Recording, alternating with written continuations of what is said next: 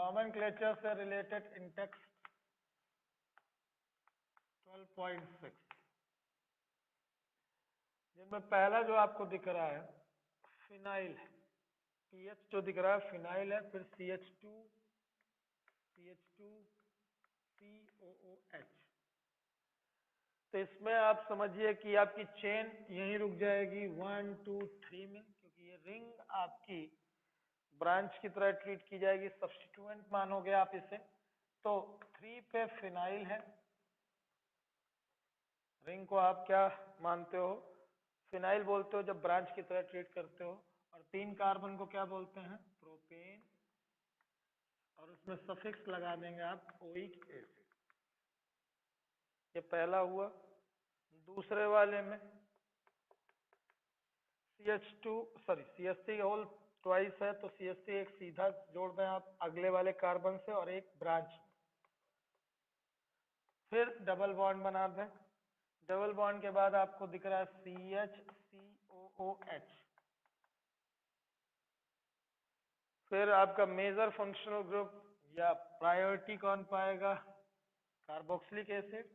Carboxylic acid को number देने के बाद आप 2 3 लॉन्गेस्ट चेन की तरफ जाएं, तो 3 पे आपको मिथाइल दिख रहा है, यानी ये सब्स्टिट्यूएंट या ब्रांच 3 मिथाइल। देन आपको चेन का नाम लिखना पड़ता है, लास्ट में सफिक्स आता है फंक्शनल ग्रुप का। तो चेन में आपके पास कितने कार्बन है, 4, ब्यूट हो गया। फिर डबल बॉन्ड आपका 2 पे आया है, यानी 2 इन।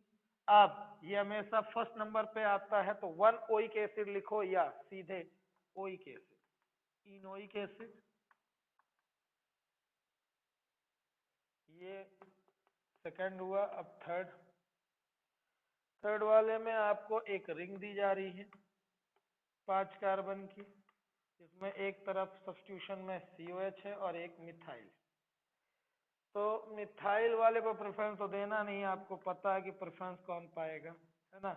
तो प्रेफरेंस ना पाने के कारण मिथाइल को आप ब्रांच और नाम पहले लिखोगे।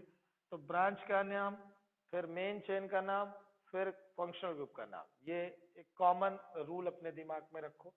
ब्रांच निपटाने के बाद चेन कितने कार्बन की है, साइक्लिक है, साइक्लोपेंटेन।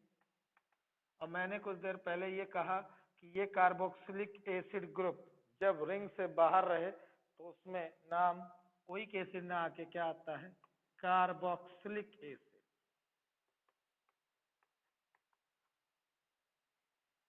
ध्यान रखना, कार्बोक्सिलिक एसिड।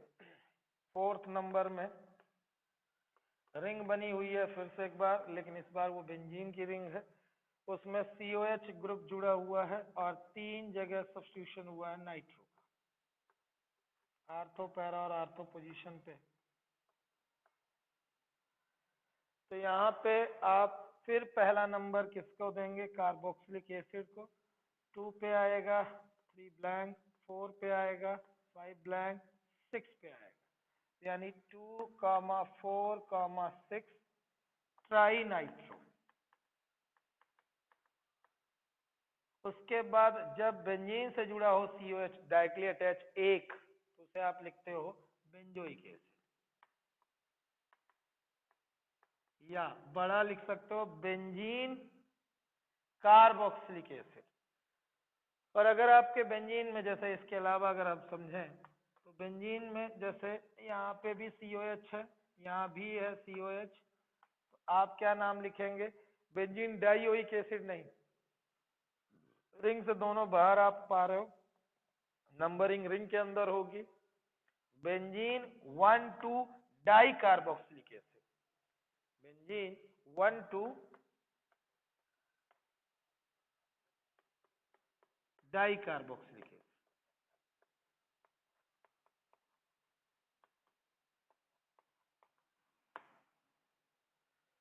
तो ये कुछ नाम थे जो मैंने रिपीट कर दिए हैं। अब चलते हैं कन्वर्जेंस और मेथड ऑफ प्रिपरेशन की तरफ। जब भी कार्बोक्सिलिक एसिड की मेथड ऑफ प्रिपरेशन आएगी तो आप क्या करेंगे, कैसे करेंगे।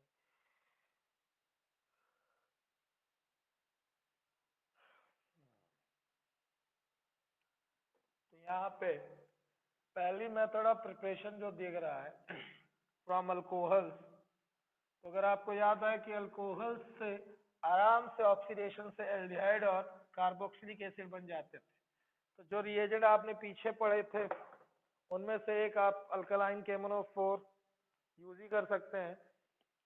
उसके अलावा एक नया रिएजेंट आपको याद करने के लिए कह रहा है कि आप एक दो बातें याद रखिए यहाँ पे। पहले तो नया रिएजेंट का नाम जोन्स रिएजेंट है। CrO3H2SO4 का मिक्सचर जो आपको दिख रहा है वहां पे, वो क्या है? Jones reagent. एक चीज याद रखने वाली नई। दूसरी, जितने भी कार्बन होंगे अल्कोहल में वो सारे के सारे कन्वर्ट हो जाएंगे करस्पॉन्डिंग कार्बोक्सिलिक एसिड। कार्बन न इंक्रीज न डिक्रीज। जैसे एथेनॉल से एथेनोइक एसिड, मेथेनॉल से मेथेनोइक एसिड, तो आप पेंटेनॉल लोगे तो पेंटेनोइक एसिड मिलेगा। यानी मैं ये कहना चाह रहा हूँ कार्बन के नंबर्स में ना इंक्रीज ना डिक्रीज, ये ध्यान रहे। तो आपको सीधे कार्बन के नंबर्स देखने हैं और इंड में आपको प्राइमरी अल्कोहल दिखेगा। इस प्राइमरी अल्कोहल को ऑक्सीडाइज कर दीजिएगा। प्राइमरी अल्कोहल लेना है कार्बोक्सिलिक एसिड। तो यहाँ जोन्स रिएजेंट आपके लिए नया, तो ये है जोन्स रिएजेंट JONES। ठीक है।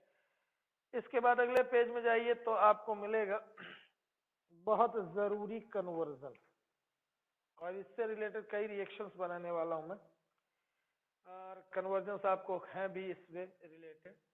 आप रिंग में अगर ये कुछ ग्रुप पाते हैं, सीधे आप एक ही रिएजेंट याद करिए। जैसे मिथाइल है, इथाइल है, ठीक है, यानी कोई भी अल्काइल बेंजीन है, अल्काइल बेंजीन। ध्यान से सुनना क्योंकि इससे कन्वर्जन है कई। मैंने कहा कि यहाँ पे आर जुड़ा है बच्चों, ठीक है, आर यानी प्राइमरी सेकेंडरी कोई सा जुड़ा है, ठीक है। तो इस आर को सीधे आप जितने भी कार्बन वाला हो उससे कोई मतलब मत रखो, सीधे बेंजोइक एसिड में कन्वर्ट करो। जैसे यहाँ मिथाइल था तो बेंजोइक एसिड, इथाइल भी होता तो भी उसे बेंजोइक एसिड बनाते, फिर इसके बाद प्रोपाइल होता उसे भी बेंजोइक एसिड में कन्वर्ट करते। तो जितने भी प्राइमरी या सेकेंडरी अल्काइल ग्रुप यहाँ जुड़े रहेंगे उन सब को आपको करस्पॉन्डिंग बेंजोइक एसिड में कन्वर्ट करना है। ठीक है। इसके अलावा अगर आपको मिला बेंजल्डिहाइड, उससे बेंजोइक एसिड बनाना है। आपको मिला स्टायरीन, स्टायरीन मतलब बेंजीन के ऊपर CH डबल बॉन्ड CH2, इसे अच्छे से याद रखिएगा, स्टायरीन के नाम से ही पूछा जाता है। या इसका दूसरा नाम है फिनाइल इथीन। ध्यान से देखो इसको, तो यही PSC आपको जो दिख रहा है फिनाइल इथीन, ठीक है, स्टायरीन इसका कॉमन नेम है। तो ये कोई भी हो सबको आपको काय में कन्वर्ट कर देना है, बेंजोइक एसिड में। एक और बच रहा है मेरे दिमाग में आ रहा है, एसिटोफिनोन भी आप पढ़ चुके हैं। एसिटोफिनोन लेंगे आप, इससे भी कन्वर्ट कर देंगे बेंजोइक एसिड में। तो बार बार आप ये देख रहे हो, वैसे सब में क्या करना था, ये सारे रिएजेंट बना के मुझे सीधे बेंजोइक एसिड में कर देना था। अब अलग अलग बनी गए तो बने रहे, बाकी आप सब में एक ही रिएजेंट डाल दीजिएगा, KMnO4KOH। ध्यान से देखिए आप यहाँ वाले रिएजेंट को, सब जगह आप क्या डाल दें, KMnO4KOH। ध्यान से सुन लीजिए, जितने भी रिंग में आपको अल्काइल ग्रुप दिखे, प्राइमरी सेकेंडरी, एल्डिहाइड दिखे, एल्कीन्स दिखे, कीटोन्स दिखे, सबको आप कन्वर्ट कर सकते हो कार्बोक्सिलिक एसिड में एक रिएजेंट KMnO4KOH। ठीक है, एक ही रिएजेंट याद रखें, 50 तो नहीं। तो ये हो गया आपका वो सारे कन्वर्जन जिनमें आपको बेंजोइक एसिड बनाना है, बेंजोइक एसिड बनाना हो। ठीक है, एक जगह बस थोड़ा सा आपको और काम बढ़ाना पड़ेगा, वो ये है बच्चों, अगर मान लो बेंजोइक एसिड ही मुझे बनाना है और मुझे हेलो एरिन्स दिया है, ठीक है, तो ये दो पाथवे एक साथ में बनाऊंगा एलिफेटिक और एरोमेटिक के लिए। तो कौन एलिफेटिक एरोमेटिक दोनों में एप्लीकेबल है और कौन केवल एलिफेटिक तरफ चलेगा, एरोमेटिक तरफ नहीं। मतलब ये बच्चों ध्यान से देखना, RCN से आराम से आप कार्बोक्सिलिक एसिड बना सकते हैं। यही RCN का एक और कन्वर्जन पूरा का पूरा चार्ट बनवाया गया था, जिसमें RCN से RCOH या RCONH2 भी बनाया गया था। जो लोग ध्यान से नहीं देख रहे हैं प्लीज यहाँ ध्यान दे लें, मैं ये कह रहा हूँ RCONH2 जो अगले चैप्टर में आपके काम आएगा, अमाइड। ठीक है, तो नाइट्राइल से अमाइड बन सकता है, नाइट्राइल से कार्बोक्सिलिक एसिड भी बन सकता है। अब थोड़ा सा एक स्टेप पीछे चलूंगा, अगर मैं RX से RCN बनाना हो मुझे, तो मुझे KCN या NaCN डालने की जरूरत है। इस कन्वर्जन में आपको कार्बन बढ़ते हुए दिखेंगे। तो अगर मैं और पीछे से चलूं, थोड़ा और पीछे से जाऊं, तो जैसे एक काम करता हूं, एक नया कन्वर्जन ले लेता हूं। मुझे मान लो मीथेन से बोला गया एथेनोइक एसिड बनाने के लिए, मीथेन से एथेनोइक एसिड। तो ध्यान देना, आपने डाल दिया क्लोरीन HNO या यूवी लाइट, तो आपको पता है कि CH4 काय में कन्वर्ट हो जाएगा CH3Cl में। ठीक है, अब ये CH3Cl में आपने KCN डाल दिया, ध्यान देना KCN डालते से ही वो काय में कन्वर्ट हो गया CH3CN में। यहाँ CH3CN का आप एसिड या बेस हाइड्रोलिसिस कोई सा भी कराओगे, सीधे ये साइनाइड यानी नाइट्राइल कार्बोक्सिलिक एसिड में कन्वर्ट हो जाएगा। ये एक पाथवे हो गया। दूसरा पाथवे समझना कि यहीं से आप दूसरे पाथवे से भी कार्बोक्सिलिक एसिड बना सकते हैं। ध्यान से देखना, ये जाना पहचाना नाम है ग्रिग्नार्ड रिएजेंट। मैंने कहा ना हर चैप्टर में आपको ग्रिग्नार्ड रिएजेंट काम आएगा। एल्डिहाइड्स भी बनाए, कीटोन्स भी बनाए, ठीक है, प्राइमरी सेकेंडरी टर्शियल अल्कोहल भी बनाए। ग्रिग्नार्ड रिएजेंट अगले चैप्टर में भी आएगा। तो आपके कड़े काम की चीज है ग्रिग्नार्ड रिएजेंट। तो आप Mg को जोड़िए, यहाँ पे CH3MgCl हो गया। अब दो स्टेप में सिंगल बना रहा हूं मैं, एक स्टेप खाऊंगा, तो ध्यान से देखना। वो ये है बच्चों कि जहां MgCl दिख रहा है यानी MgX दिखेगा, वहां पे आप CO2 इंट्रोड्यूस कराइएगा और अगली स्टेप में आप HCO पॉजिटिव। ग्रिग्नार्ड रिएजेंट आ जाए तो हमेशा एरो के ऊपर HCO पॉजिटिव तो रहेगा ही रहेगा, क्योंकि ये MgCl इसी वाटर के ही हाइड्रोलिसिस के बाद अलग हो पाता है। और ये CO2 इसलिए दिया है बच्चों जिससे कि कार्बोक्सिलिक एसिड ग्रुप इंट्रोड्यूस हो सके। वाटर में से जो H+ है तो CO2 के साथ कंबाइन हो तो COOH हो गया, और वो MgCl का पार्ट हटेगा जब, तो यहाँ CH3 के बाद COO, फिर इसमें से H ले लिया तो CH, समझ रहे हो, CH3COH बन गया। माइनर प्रोडक्ट क्या निकलेगा, MgOHCl। तो बाई प्रोडक्ट तो अपने को ध्यान नहीं देना है। तो देखो, अगर आप दो पाथवे पकड़ रहे हो, कौन कौन से, देखो एलिफेटिक में जब आपको कार्बोक्सिलिक एसिड चाहिए तो आप साइनाइड की तरफ से भी जा सकते हो। पहले साइनाइड से रिप्लेसमेंट कराओ यानी सब्स्टिट्यूशन, फिर उसके बाद साइनाइड का हाइड्रोलिसिस करा दो, या फिर ग्रिग्नार्ड रिएजेंट बना दो और ग्रिग्नार्ड रिएजेंट में CO2 और HCO पॉजिटिव रिएक्शन करा के आप कार्बोक्सिलिक एसिड बना दो। ये जो कन्वर्जन था वो था मीथेन टू एथेनोइक एसिड। तो यहाँ पढ़ते समय आप ये ध्यान दें कि जब कार्बन बढ़ाने की बात आ रही है, ठीक है, तो आप क्या कर रहे हो कि साइनाइड को प्रेफर कर रहे हो, ठीक। लेकिन एरोमेटिक में आप ऊपर वाला पाथवे नहीं ले सकते हो। मान लो मुझे कहा जाए बेंजीन से बेंजोइक एसिड बनाओ, बेंजीन से बेंजोइक एसिड बनाओ, ठीक है, तो वो 2-3 पाथवे से हो सकता है। जैसे एक कॉमन कि मैं फ्रीडल क्राफ्ट एल्काइलेशन करा दूं, CH3Cl एनहाइड्रस AlCl3 से, तो बेंजीन में आ जाएगा सर टॉलुइन बन जाएगा, और टॉलुइन में डाल दूं सीधे KMnO4KOH, और यहाँ पे बन गया मेरा सीधे ये बेंजोइक एसिड। अब अगर मुझे यही कन्वर्जन, सेम कन्वर्जन बेंजीन से बेंजोइक एसिड ना बोल के बोले फिनॉल से बनाओ, तो फिनॉल से अगर बनाना है बेंजोइक एसिड तो पहले फिनॉल में आपको जिंक डस्ट डालनी पड़ेगी। तो जिंक डस्ट डालते से ही तुम्हारा ये ऑक्सीजन रिमूव हो जाएगा जिंक के साथ, तो बन जाएगी बेंजीन। अब बेंजीन से बेंजोइक एसिड कैसे बना रहा हो, ये एक पाथवे हो गया। दूसरा पाथवे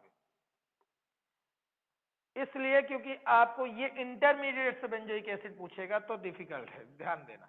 क्लोरीनेशन कराओ अगर एनाइडस Cl3 की प्रेजेंस में, यानी इलेक्ट्रोफिलिक सब्स्टिट्यूशन, तो क्लोरीन जाके यहाँ पे जुड़ेगा बेंजीन से। अब ध्यान से देखो इस पाथवे को, मीथेन से क्लोरीन जोड़ना था तो मैंने H2 यानी यूवी लाइट का सहारा लिया है, लेकिन यहाँ पे मैं इलेक्ट्रोफिलिक सब्स्टिट्यूशन करा रहा हूँ। रीजन है दोनों का, ये sp3 हाइब्रिडाइज था तो ये आपका sp3 पे जुड़ता था किसके थ्रू, फ्री रेडिकल मैकेनिज्म के थ्रू, लेकिन ये sp2 हाइब्रिडाइज रहते हैं सारे के सारे बेंजीन के कार्बन, तो आप sp2 में नहीं जुड़ा सकते हैं फ्री रेडिकल मैकेनिज्म से, फिर इलेक्ट्रोफिलिक सब्स्टिट्यूशन ही कराना पड़ता है।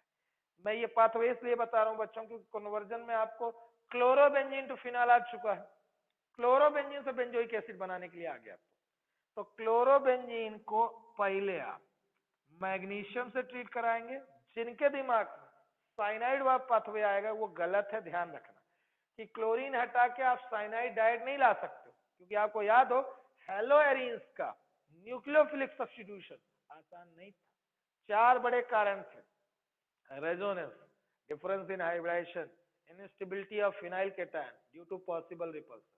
तो यहाँ केसीएन डाल के डायरेक्ट आप सब्स्टिट्यूशन करा के हाइड्रोलिसिस नहीं करा सकते थे, वो एलिफेटिक के लिए दोनों ऑप्शन सही है, लेकिन जब एरोमेटिक आता है तो फिर केवल आपके पास यही ऑप्शन चलता है, ये वाला जो नीचे चल रहा है। तो आप पहले मैग्नीशियम डालिए, तो MgCl यानी ग्रिग्नार्ड रिएजेंट बन गया। अब ग्रिग्नार्ड रिएजेंट की 2 स्टेप में रिएक्शन होगी, तो आप एक स्टेप खा रहे हैं, CO2 डालिए साथ, और सेकंड स्टेप में डालिए H3O पॉजिटिव, तो ये कन्वर्ट हो जाएगा सीधे बेंजोइक एसिड। तो कुल मिला के कार्बोक्सिलिक एसिड को अगर इंट्रोड्यूस कराना है आपको, ठीक है, कहीं भी, तो इस कार्बोक्सिलिक एसिड को 2 तरीके से आप पा सकते हैं। या तो आप साइनाइड के पाथवे से चले, ठीक है, साइनाइड के पाथवे से तब चल सकते हैं जब एलिफेटिक हो, यानी कार्बन वाली चेन हो, और एरोमेटिक हो चाहे एलिफेटिक हो, दोनों ग्रिग्नार्ड रिएजेंट के पाथवे से जा सकते हैं आराम से। तो कन्वर्जन आपके बहुत सारे हो गए। इंटरमीडिएट पूछा जा सकता है टॉलुइन से बेंजोइक एसिड, बेंजीन से बेंजोइक एसिड, ठीक है, क्लोरोबेंजीन से बेंजोइक एसिड, या फिनॉल से बेंजोइक एसिड। ये सब आप कन्वर्जन इंटरमीडिएट पा रहे हैं, इसमें ढेर सारे कन्वर्जन है इसमें। ये पाथवे पूरा का पूरा है ना, ये पेज बड़ा इंपॉर्टेंट आपके लिए रहेगा अगर आप कन्वर्जेंस करना चाहते हैं, तो करना पड़ेगा ही बच्चों, क्योंकि बहुत सारी इंटरमीडिएट रिएक्शंस पूछी जाती हैं, हाफ रिएक्शंस पूछी जाती है, ABCD कर दिया जाता है, ठीक है, 3-3 नंबर के 5-5 नंबर के क्वेश्चन आए हैं इन सब सेगमेंट से। तो ये था आपका मेथड ऑफ प्रिपरेशन। अब 2 बातें कि अगर आप कार्बोक्सिलिक एसिड को सिंपली 2 तरीके कंपाउंड से पाना चाहते हो, यानी एस्टर से पाना चाहते हो, या आपकी किताब में जो एसाइल हैलाइड्स या एनहाइड्राइड्स दिए हैं, तो बड़े आसान है, बस उसमें स्ट्रक्चर बस मिल जाए, हाइड्रोलिसिस करानी होती है। अच्छा, साइनाइड से याद रखना हाइड्रोलिसिस से बन रहा है, MgCl में हाइड्रोलिसिस जरूरी है, लेकिन पहले CO2 डालना जरूरी है। एरोमेटिक वाले में केवल ग्रिग्नार्ड रिएजेंट का पाथवे आप फॉलो करोगे जब आपको कार्बोक्सिलिक ग्रुप इंट्रोड्यूस कराना है, ठीक है। एलिफेटिक में आप साइनाइड से भी जा सकते हो, कार्बोक्सिलिक एसिड से भी जा सकते हैं, उससे साइनाइड से भी जा सकते हो और ग्रिग्नार्ड रिएजेंट के पाथवे से जा सकते हो, तब जब आपको एलिफेटिक कराना है। एरोमेटिक में सिंगल पाथवे मैग्नीशियम के थ्रू ही जाना, यानी ग्रिग्नार्ड रिएजेंट के थ्रू। अब मैं बात कर रहा हूँ एसाइल क्लोराइड की, RC++OCl।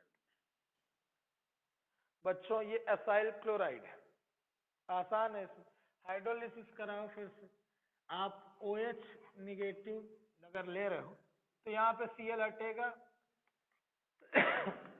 और OH आ जाएगा, बहुत आसान है, तो इसमें दिक्कत नहीं है। सीधे आप है ना बेस हाइड्रोलिसिस कराओ, उसके बाद अगर एनहाइड्राइड आता है तो R C double bond O O C double bond O R, ये है बच्चों एनहाइड्राइड। एनहाइड्राइड मतलब कार्बोक्सिलिक एसिड के दो मॉलिक्यूल आपस में जब कंडेंस होते हैं, फिर वही कंडेंसेशन, तो वो जुड़ते हैं तो वाटर का लॉस होता है तो एनहाइड्राइड फॉर्म होता है।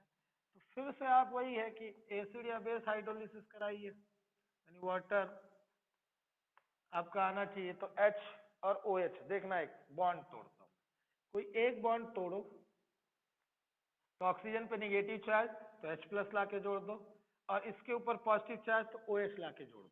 तो देखो आप R C double bond O OH पा रहे हो इधर ऊपर तरफ, और उसके बाद नीचे वाले में भी RCO OH ही पा रहे हो।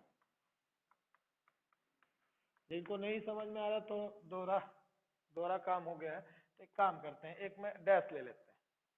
तो RCO OH इसके साथ आया, R वाले के साथ, फिर R डैश के साथ आ जाएगा ये, बनेंगे अल्टीमेटली कार्बोक्सिलिक एसिड। ये एनहाइड्राइड से बनते हैं।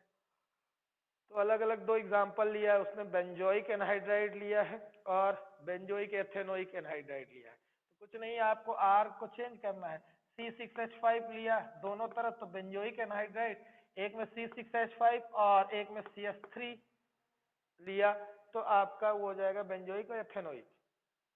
ध्यान से देख लीजिए नाम, बाकी मैकेनिज्म सिंपल सा है, सीधे आपको कार्बोक्सिलिक एसिड बनाना है। फाइनली एस्टर में चल रहा हूं मैं। ये था एसाइल क्लोराइड से, हाफ रिएक्शंस में आएगा बच्चों, आसान है, या एनहाइड्राइड।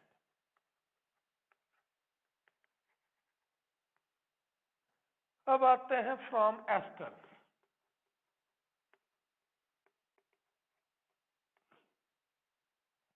क्लास 10th से पढ़ते आ रहे हो एस्टर से बनाना। इस साल आपने स्यूडो फर्स्ट ऑर्डर रिएक्शन जो केमिकल काइनेटिक्स में सुनी तो उसमें भी एस्टर हाइड्रोलिसिस आया था। तो एस्टर का जनरल फार्मूला ध्यान से देखना, RCOOR, डैश ले रहा हूं, यहां ध्यान देने वाली बात, ये आपके दो जो ऑक्सीजन है, ठीक है, उनमें से ये ऑक्सीजन से लिंक्ड एल्किल ग्रुप जो है वो हमेशा अल्कोहल में कन्वर्ट होगा, ठीक है, ये ध्यान रखो। और इधर जो R दिख रहा है ये कार्बोक्सिलिक ग्रुप से जुड़ा है, ये वाला का R हमेशा कार्बोक्सिलिक एसिड में कन्वर्ट होगा। मतलब मैं ये कह रहा हूं कि आप एसिड या बेस हाइड्रोलिसिस कराएंगे जैसे ही, तो ये पूरा हाइड्रोलाइज होकर दो चीजों में टूटेगा हमेशा, अल्कोहल और कार्बोक्सिलिक एसिड। तो मैं ये कह रहा हूं कि R जिस C से जुड़ा है, यानी ये वाला ग्रुप, इसे आप हमेशा, इतने वर्ड को अलग करिए, कार्बोक्सिलिक एसिड में कन्वर्ट करेंगे, और इस R डैश को आप अल्कोहल में कन्वर्ट करेंगे। हम ये कह रहा है, अगर आपको इसमें ना समझ में आया तो हम थोड़ा सा एग्जाम्पल ले लेते हैं बड़ा सा। CH3CO, ठीक है, C2H5 लिखा हुआ, इसका हाइड्रोलिसिस कराया, तो मैं ये कह रहा हूं कि आप CH3C, ये जो जुड़े हुए पार्ट दिख रहे हैं इधर वाले, इन्हें कन्वर्ट करिए किसमें, कार्बोक्सिलिक एसिड, और इधर जो R डैश दिख रहा है इसे कन्वर्ट कर दीजिए करस्पॉन्डिंग अल्कोहल में। अभी आया हो, जैसे बेंजीन CO है, फिर यहाँ पे CH3, मैं कह रहा हूं कि इसका अगर आप हाइड्रोलिसिस कराते हैं तो आपको यहाँ बेंजोइक एसिड मिलेगा और मेथेनॉल मिलेगा, यानी रिंग और COH, और साथ में बन जाएगा आपका CH3OH।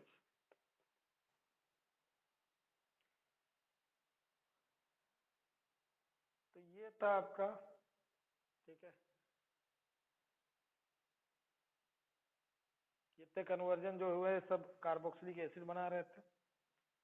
अब एग्जाम्पल जो दिख रहा है 12.5 ही है ना, जी हाँ, बिना पेज पलटाए एक बार आप उसे पूरा अपने से पढ़ें और करने की कोशिश करें, ठीक है। तो एक तरफ से अगर अपन बिना पलटाए देखें, ठीक है, आंसर देखोगे तो कभी नहीं बनेंगे कन्वर्जेंस, कन्वर्जेंस हैं ये सारे के सारे। तो 12.5 में जो पहला है, आंसर सभी के दिए हुए हैं, पहले आप अपन ऐसे ही प्रिडिक्ट कर लें। ब्यूटेन वन ऑल यानी प्राइमरी अल्कोहल है, वन ऑल है, सिर्फ ब्यूटेनोइक एसिड, मतलब आप सीधा सीधा समझ रहे हैं, 4 कार्बन से 4 कार्बन वाला। तो अल्कोहल से carboxylic acid, alkaline KMnO4 H3O positive या CrO3H2SO4, कोई सा भी डाल दोगे तो सीधे ब्यूटेन वन ऑल से ब्यूटेनोइक एसिड बन जाएगा। कार्बन में ना इंक्रीज ना डिक्रीज कुछ भी देखने को नहीं मिलेगी आपको। बेंजाइल अल्कोहल से फिनाइल एथेनोइक एसिड बनाना है। हाँ, ये काम बड़ा हो गया, अपने पास 2 पाथवे हो सकते हैं। तो पहले तो इसे मिटाऊं मैं, समझाना ये है कि जब आप एलिफेटिक पार्ट पा जाएंगे और कार्बन बढ़ाने की बात आएगी तो आप साइनाइड की तरफ से भी जा सकते हैं और ग्रेनाड रिएजेंट की तरफ से, वो आपके ऊपर है। वो ये है बच्चों कि बेंजाइल अल्कोहल है यानी CH2OH, बनाना क्या है, phenyl ethanoic acid, phenyl ethanoic acid. देखने वाली बात ये है कि OH की जगह COH आ रहा है, यानी कार्बन बढ़ा है, बिना बढ़े नहीं बनेगा ये। कार्बन बढ़ने पे आपको, मैंने कहा 2 पाथवे हो सकते हैं एलिफेटिक, अगर ये एलिफेटिक पार्ट है यहाँ पे बेंजीन फिनॉल होता तब फिर आपके पास ग्रेनाड रिएजेंट वाला ही ऑप्शन रहता। तो लेकिन अच्छी खबर ये है कि एलिफेटिक पार्ट होने के कारण आपका सिंगल ये बात भी हो सकता है कि पहले तो X2 डाल के आप काम चला लें, तो यहाँ पे आपका रिंग से CH2 जुड़ा ही रहेगा, यहाँ X आ जाएगा, तो एक काम करते हैं X की जगह Br ले लेते हैं, Br2 ले लिया तो यहाँ Br आ गया। अब यहाँ से साइनाइड KCN हो सकता है और इस साइनाइड के हाइड्रोलिसिस से H+/OH निगेटिव से आप कार्बोक्सिलिक एसिड पा सकते हैं, या यहीं से पाथवे आप बदल भी सकते हैं कि साहब हमने ग्रिग्नार्ड रिएजेंट चूज किया है, कोई दिक्कत नहीं है, CH2MgBr ले लीजिए और फर्दर फिर वही बात कि आप पहले स्टेप में CO2 डाल दें, दूसरी स्टेप में H3O पॉजिटिव डाल दें, तो अल्टीमेटली आप वहीं तक पहुंचेंगे। तो आपके पास दोनों पाथवे हैं जब एलिफेटिक पार्ट है, और अगर एरोमेटिक है तब तो सिंगल पाथवे यानी मैग्नीशियम के थ्रू ही जा सकते हैं। जैसे तीसरा जो दिख रहा है आपके पास एक ही पाथवे रहेगा, 3-नाइट्रोब्रोमोबेंजीन, 3-नाइट्रोब्रोमोबेंजीन, तो ब्रोमो भैया फिर 3 पे नाइट्रो, तो प्रोडक्ट जो बनाना है उसमें कह रहा है 3-नाइट्रोबेंजोइक एसिड।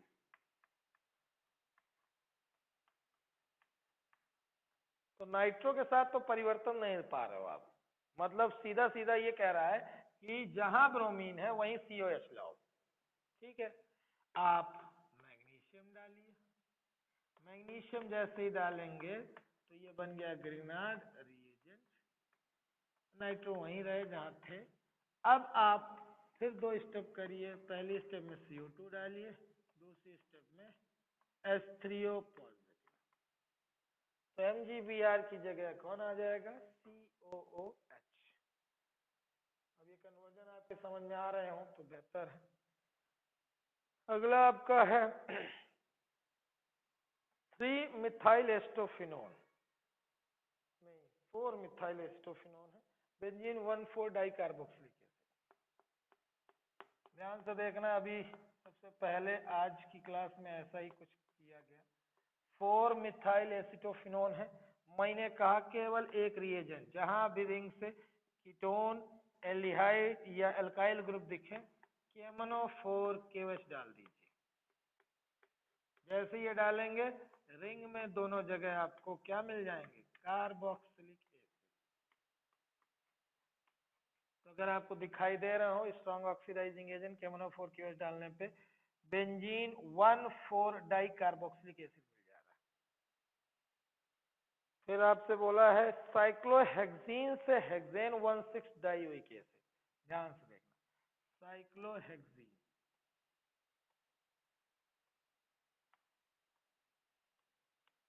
ये साइक्लोहेक्सीन है, उससे पूछ रहा है मुझसे बनाने के लिए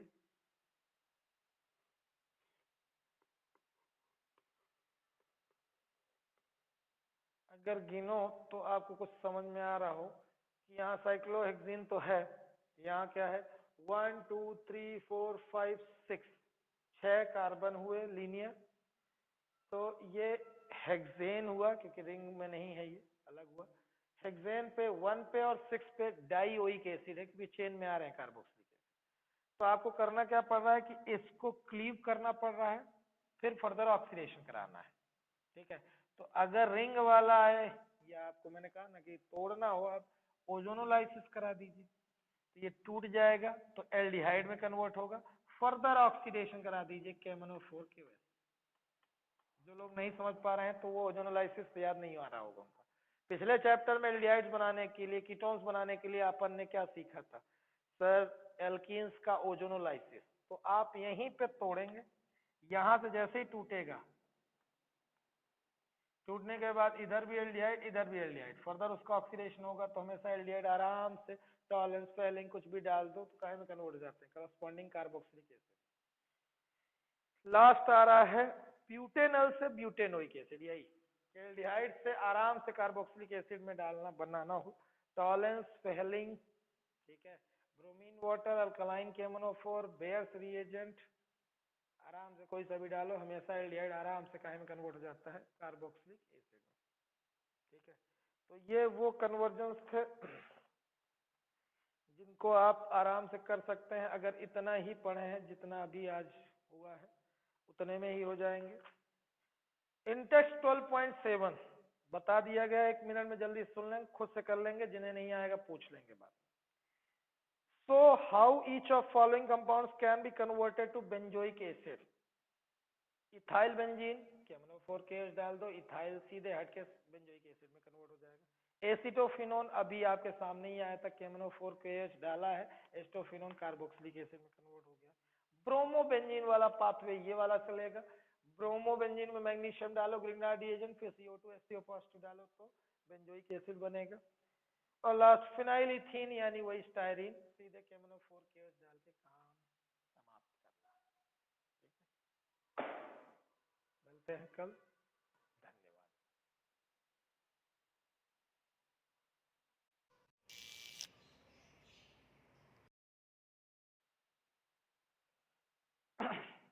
तो केमिकल रिएक्शंस,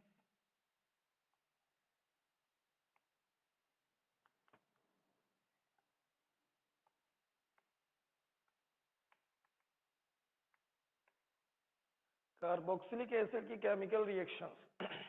तो इसमें सबसे पहले यह समझना है कि केमिकल टेस्ट कैसे हम कंफर्म करेंगे अगर मुझे कार्बोक्सिलिक एसिड दे दिया गया और कोई दूसरा ऑर्गेनिक कंपाउंड। तो अगर आपको याद हो क्लास 10 से आपने सुना था कि किसी भी एसिड को अगर मेटल कार्बोनेट के साथ रिएक्शन कराया जाए या बाइकार्बोनेट के साथ, कार्बन डाइऑक्साइड इवॉल्व होती है। कार्बन डाइऑक्साइड किसी मिक्सचर से जब इवॉल्व होती है तो एफरवेसेंस देती है। ये एफरवेसेंस एक पहचान है कि कौन सा गैस इवोल्यूट हो रहा है, कार्बन डाइऑक्साइड। तो कार्बन डाइऑक्साइड का इवोल्यूशन एफरवेसेंस क्रिएट करता है। और अगर आपको याद हो कि इस चैप्टर में आपने, है ना, एसिड के नाम पे कार्बोक्सिलिक एसिड पढ़ा है, या आप पूरी तरह से ऐसा मान लें कि ऑर्गेनिक में यही मिलेंगे मुझे एसिड्स। तो एसिड्स को जब किसमें डाला जाएगा, जैसे 2-3 रिएक्शंस आपको दिख रही हैं इस पेज में, तो वो सारी रिएक्शन कुछ इस तरह से है कि मैंने किसी एसिड यानी कार्बोक्सिलिक एसिड को लिया, तो मेथेनोइक, एथेनोइक, प्रोपेनोइक, ब्यूटेनोइक, इसमें जैसे ही मेटल डालूंगा तो acid plus metal, salt plus hydrogen gas,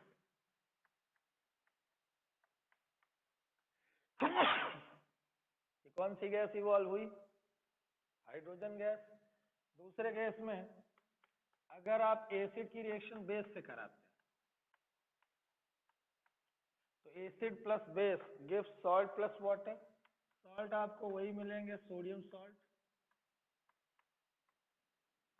finally जो ये तीसरी रिएक्शन आपको इस पेज में दिख रही है, ये इंपॉर्टेंट रहेगी आप जब केमिकल टेस्ट से डिस्टिंग्विश करना चाहेंगे कार्बोक्सिलिक एसिड को और बाकी दूसरे ऑर्गेनिक कंपाउंड को। तो आप कार्बोक्सिलिक एसिड की रिएक्शन जैसे ही सोडियम बाइकार्बोनेट यानी बेकिंग सोडा से कराएंगे तो ये मेटल हाइड्रोजन कार्बोनेट है, तो बनेगा पहला सॉल्ट यानी वही सोडियम सॉल्ट। बाद में आप अगर देखें तो कार्बोनेट से क्या रिलीज होगी, एफरवेसेंस के साथ कार्बन डाइऑक्साइड गैस। इसका ये इवोल्यूशन एफरवेसेंस की आइडेंटिफिकेशन है कि आप कौन से ऑर्गेनिक कंपाउंड को डील कर रहे थे, कार्बोक्सिलिक एसिड को। तो कार्बोक्सिलिक एसिड जब भी रिएक्ट करते हैं किसी मेटल हाइड्रोजन कार्बोनेट से, ठीक है, तो एफरवेसेंस क्रिएट करते हैं कार्बन डाइऑक्साइड का। तो जो केमिकल टेस्ट में आपको अगर आए कौन कार्बोक्सिलिक एसिड और दूसरे ऑर्गेनिक कंपाउंड, तो आप डिस्टिंग्विश करिएगा इसी रिएक्शन। आप तीनों रिएक्शन से ये पा रहे हो कि एसिडिटी दिखा रहे हैं कार्बोक्सिलिक एसिड, ठीक है। तो एसिडिटी ऑफ कार्बोक्सिलिक एसिड अगर कंपेयर की जाए तो सबसे पहले एक कंपाउंड जो पिछले चैप्टर से उससे उठाते हैं, फिनॉल, ठीक है।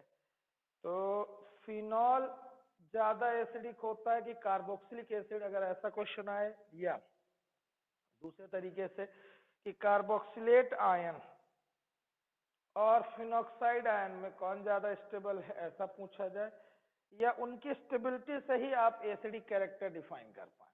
तो चलें एक्सरसाइज में आपको क्वेश्चन है, सबसे लास्ट क्वेश्चन खोल लें उसे। तो एक्सरसाइज के उस क्वेश्चन को अगर आप पढ़ेंगे तो आपको समझ में आएगा कि इसी टाइप का क्वेश्चन है, कंपैरिजन है। देखिए लिखा हुआ है, although phenoxide ion has more number of resonating structure than carboxylate ion, carboxylic acid is stronger acid than phenol। Why? Answer में लिखाऊंगा और बताऊंगा भी, इसलिए थोड़ा सा जल्दी से फिर क्वेश्चन को रिपीट कर लें अपने दिमाग में। वो ये है कि फिनॉक्साइड आयन मतलब जो मॉइटी आपके फिनॉल के डिसोसिएशन से बनी थी। फिनॉल चैप्टर 2 जो अल्कोहल फिनॉल ईथर पढ़े थे, तो अल्कोहल और फिनॉल में कंपैरिजन वहां हुआ था। अल्कोहल आर वीकर एसिड, किससे, फिनॉल से, कि फिनॉक्साइड आयन रेजोनेंस के कारण स्टेबल हुआ करता था। इस फिनॉक्साइड आयन में जो ये नेगेटिव चार्ज है बच्चों, वो डिस्पर्स हो जाता था पूरा बेंजीन में, ठीक है, रेजोनेंस के कारण। और 5 रेजोनेटिंग स्ट्रक्चर बनाए थे आपने। उन 5 रेजोनेटिंग स्ट्रक्चर्स के बनने के कारण ये फिनॉक्साइड आयन स्टेबल हुआ करता था इथॉक्साइड आयन से, यानी मोर number of hydrogen ion precipitate और आयोनाइज हुआ करते थे। तो जितना ज्यादा आयोनाइजेशन होगा H+ का, वो उतना ही अच्छा एसिड होता है। तो जब अल्कोहल से आप एलिफेटिक अल्कोहल से कंपेयर किए तो तब सही था कि फिनॉक्साइड आयन ज्यादा स्टेबल था। अगला, अगर आप किसी कार्बोक्सिलिक एसिड को ले रहे हैं, उसे भी आयोनाइज कर रहे हैं, तो बच्चों ये जो आपको आयन दिख रहा है ये कहलाता है कार्बोक्सिलेट आयन, और साथ में बन रहा है H+, यहाँ भी आयोनाइजेशन होता है। तो ये दोनों रिएक्शन रिवर्सिबल है, क्योंकि वीक इलेक्ट्रोलाइट्स में आते हैं बच्चों ऑर्गेनिक एसिड के सारे कैसे आते हैं, वीक इलेक्ट्रोलाइट। और वीक इलेक्ट्रोलाइट क्या फॉलो करते हैं, इक्विलिब्रियम मेंटेन करना चाहते हैं और मतलब रिवर्सिबल रिएक्शन दिखाते हैं। अब क्वेश्चन ये है कि इसके बनते हैं 5 रेजोनेटिंग स्ट्रक्चर और इसके बनते हैं केवल 2, फिर भी ये ज्यादा स्टेबल है और ये कम स्टेबल है। इसीलिए कार्बोक्सिलिक एसिड ज्यादा आयोनाइज होंगे, यानी स्ट्रॉन्गर एसिड होंगे देन फिनॉल। ये क्वेश्चन समझ रहे थे। तो आंसर में तो सबसे पहले यही आप आयोनाइजेशन लिखेंगे, दोनों का बता देंगे, ठीक है। आयोनाइजेशन के बाद दोनों की स्टेबिलिटी को थोड़ा सा कोरिलेट करते हैं। तो बच्चों अगर कार्बोक्सिलेट आयन के रेजोनेंस को ध्यान से देखो, ये कार्बोक्सिलेट आयन है, ये जो आपको दिखाई दे रहा है, इसका निगेटिव चार्ज जब रेजोनेंस करेगा तो ये ऑक्सीजन के पास लोन पेयर है बच्चों, लोन पेयर बॉन्ड पेयर का रूप लेगा, तो अगला बॉन्ड लोन पेयर में कन्वर्ट होगा। तो अगर आप देखें तो इस बार इधर सिंगल बॉन्ड और ये बॉन्ड शिफ्ट होने के कारण इसके ऊपर निगेटिव चार्ज, और यहाँ आ जाएगा डबल बॉन्ड।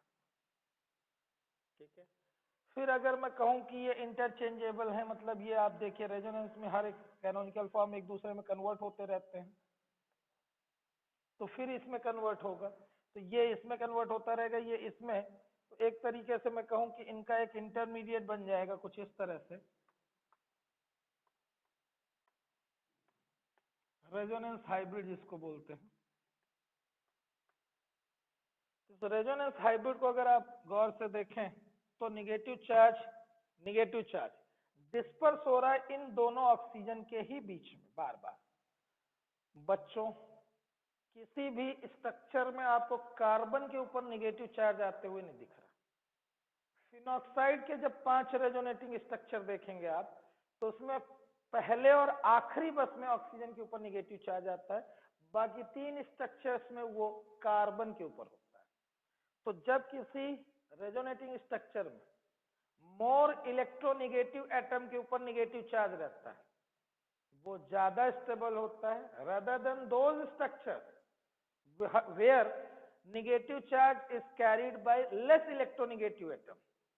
अगर आपको ये लैंग्वेज नहीं समझ में आ रही तो पिछले साल के रेजोनेंस को थोड़ा और डिटेल में पढ़िए, 3-4 एग्जाम्पल दिए गए हैं वहां पे, और बताया गया है कि जब आप 3 स्ट्रक्चर्स को कंपेयर कर रहे हैं, तो जिसमें निगेटिव पॉजिटिव डिस्पर्सल नहीं है या डिस्ट्रीब्यूशन नहीं है, यानी सारा लुईस डॉट स्ट्रक्चर कंप्लीट है, वो सबसे ज्यादा स्टेबल, यानी सेपरेशन ऑफ चार्जेस नहीं है, तो बेहतर है स्ट्रक्चर।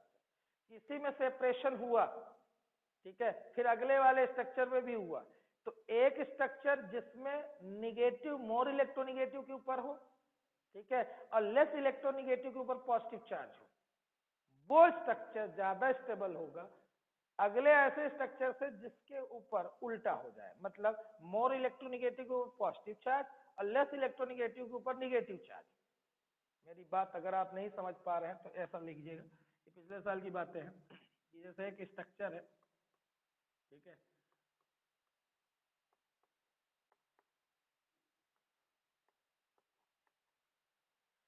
यह रेजोनेंस हो, अल्टरनेट डबल बॉन्ड और भी हूं, तो मैंने कहा ये बॉन्ड शिफ्ट हो, इस पे निगेटिव आए और इस पे क्या है पॉजिटिव, तो ये बेहतर स्ट्रक्चर। अब यहीं पे इस ऑक्सीजन की जगह किस पे आ जाए कि अगर आपके इस नाइट्रोजन पे निगेटिव आए, ठीक है, नाइट्रोजन के ऊपर, और ऑक्सीजन के ऊपर पॉजिटिव आ जाए, इसका मतलब कि ये स्ट्रक्चर कम स्टेबल होगा। और अगर नहीं समझ में आ रहा दूसरा एग्जांपल लेते हैं।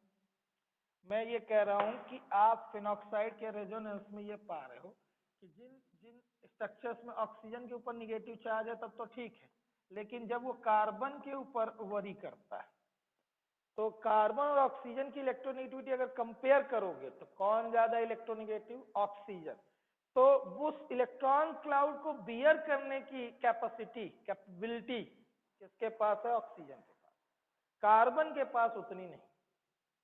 तो सारे रेजोनेटिंग स्ट्रक्चर्स को अगर कंपेयर करें तो केवल 2 ही ऐसे केस आते हैं जहां पे निगेटिव चार्ज ऑक्सीजन के ऊपर रहता है, ठीक है। और यहां अगर कार्बोक्सिलेट आयन की बात करूंगा, वो निगेटिव चार्ज यानी extra electron cloud 2 more electronegative के ही इर्द गिर्द जो सहने के लिए तैयार है, उन्हीं में डिस्पर्स हो जा रहा है। लैंग्वेज को समझिए, the dispersal of negative charge between 2 more electronegative oxygen atom, जो उसे सह सकते हैं, रख सकते हैं, कंटेन रख सकते हैं, उन्हीं के इर्द गिर्द घूम रहा है। इस कारण से ये दोनों स्ट्रक्चर्स जो बन रहे हैं या उसका हाइब्रिड जो बन रहा है, ये ज्यादा स्टेबल होंगे किसके तुलना में, फिनॉक्साइड आयन के। क्योंकि फिनॉक्साइड आयन के 5 रेजोनेटिंग स्ट्रक्चर है, बिल्कुल सही है कि मोर नंबर ऑफ रेजोनेटिंग स्ट्रक्चर है, लेकिन दिक्कत यह है कि रेजोनेंस के दौरान नेगेटिव चार्ज डिस्पर्स होता है कार्बन के ऊपर, कार्बन उस पूरे स्ट्रक्चर में किसी एक इलेक्ट्रोनिगेटिव एटम के कंपैरिजन में लेस इलेक्ट्रोनिगेटिव है। तो जब भी कहीं रेजोनेंस होता है तो वो स्ट्रक्चर ज्यादा स्टेबल होते हैं जब हमेशा निगेटिव चार्ज मोर इलेक्ट्रोनिगेटिव के ऊपर ही बना रहे। और अगर गलती से वो निगेटिव चार्ज लेस इलेक्ट्रोनिगेटिव के ऊपर आएगा तो उसकी क्षमता नहीं है कि उसे सह ले, वो अगले स्ट्रक्चर में फेंक देगा, कि बेटा तू ही बना सह इस निगेटिविटी को या इलेक्ट्रॉन डेंसिटी को, मेरे से ना हो पाएगा। तो समरी ये है, कार्बोक्सिलेट आयन के दो ही रेजोनेटिंग स्ट्रक्चर है, फिर भी वो ज्यादा स्टेबल इसलिए है क्योंकि उसका निगेटिव चार्ज दो मोर इलेक्ट्रोनिगेटिव ऑक्सीजन एटम्स के बीच में डिस्पर्स हो जाता है, उन्हीं के इर्द गिर्द छुप जाता है, पूरा क्लाउड वही सहते हैं, वहां कार्बन को कुछ नहीं करना पड़ता है। ठीक है, तो पहले तो ऐसे करेंगे, आप ये चीजें कर लेंगे, यानी यहां से यहां तक आप पहले इस क्वेश्चन के आंसर में लिखेंगे। ठीक है, उसके बाद लैंग्वेज में बता दे रहा हूं, लिख लीजिएगा।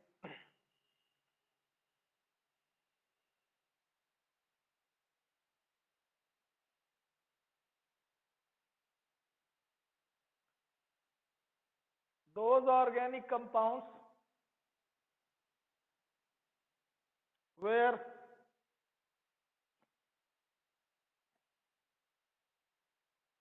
electron density disperses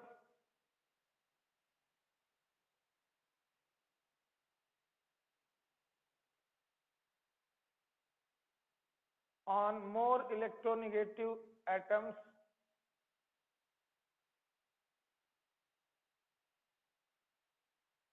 रिपीट कर रहा हूं, those organic compounds where electron density disperses on more electronegative atoms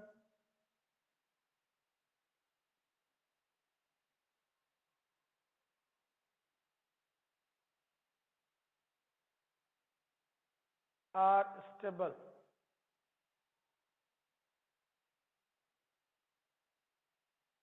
Paragraph change. In carboxylate ion,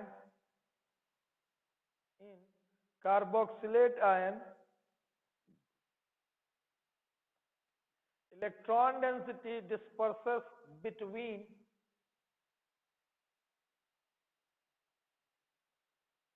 two more electronegative oxygen atoms.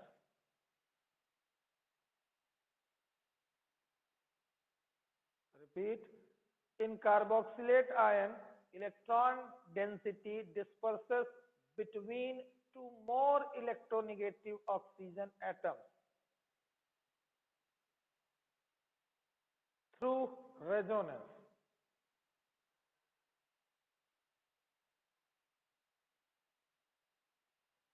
Hence, it is more stable than phenoxide ion.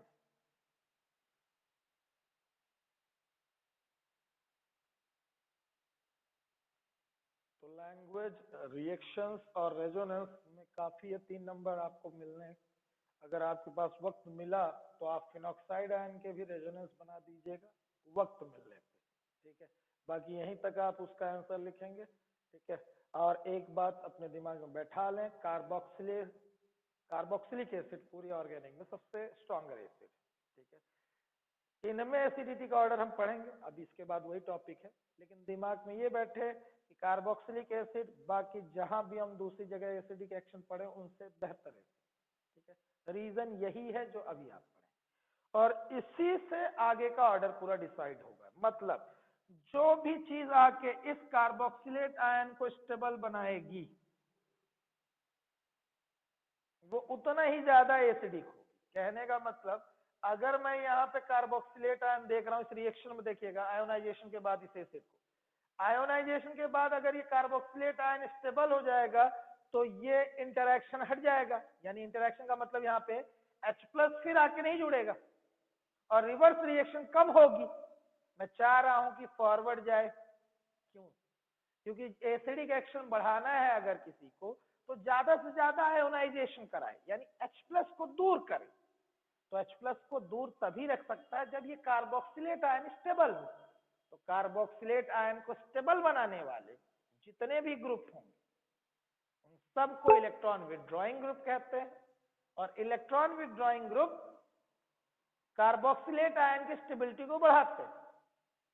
उल्टा electron donating group, जैसे अगर आप electron donating group देखेंगे तो यहाँ electron donating group क्या करते हैं कि इलेक्ट्रॉन क्लाउड को और बढ़ा देते हैं, तो एक्सपोज होने लगता है क्लाउड, तो H+ को नजर आ जाता है, H+ फिर जुड़ता है और रिवर्स रिएक्शन को पॉसिबल बनाता है। मतलब मैं इक्विलिब्रियम को फॉरवर्ड में शिफ्ट करना चाहता हूँ, खूब सारा आयोनाइजेशन कराना चाहता हूँ जिससे डिसोसिएशन कांस्टेंट की वैल्यू बढ़ सके, डिसोसिएशन कांस्टेंट। तो अब अगले फेज में आप चलने वाले हैं कि आप कंपैरिजन सीखने वाले हैं, बहुत सारे एसिड्स के लिए ऑर्डर याद करने वाले हैं, ठीक है। ग्रुप्स का रोल समझ लीजिए। मैंने कहा एक दिमाग में रिएक्शन बैठाई, वो ये कार्बोक्सिलिक एसिड आयोनाइज होंगे तो कार्बोक्सिलेट आयन बनाएंगे और H प्लस। तो फॉरवर्ड में अगर आपको रिएक्शन ले जानी है, यानी प्रोडक्ट बढ़ाना है, number of H plus ion बढ़ना, मतलब बेहतर एसिड होना, या इसे आप इक्विलिब्रियम के रोल में समझेंगे तो ये डिसोसिएशन कांस्टेंट K है, जिसका मतलब कार्बोक्सिलेट आयन का कंसंट्रेशन जितना ज्यादा हो, H प्लस आयन का कंसंट्रेशन जितना ज्यादा हो as compare to reactant concentration. तो ये अगर अमाउंट कम हो, डिनोमिनेटर की बात कर रहा हूं, जितना ये कम होगा, जितना प्रोडक्ट ज्यादा होगा, इसका मतलब के की वैल्यू बढ़ेगी। और बहुत है ना, सालों से यानी 2 साल से आप सुन रहे हैं कि के जितना ज्यादा होगा उतना ही ज्यादा एसिडिक कैरेक्टर होगा।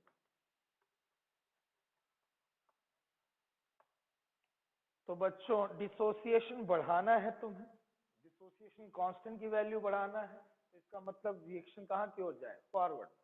तो किन ग्रुप्स के लिए फॉरवर्ड में जाएगी और किसके लिए बैकवर्ड ज्यादा आने लगेगी, उन ग्रुप्स का इंट्रोडक्शन। बच्चों ये रहा कार्बोक्सिलेट आयन।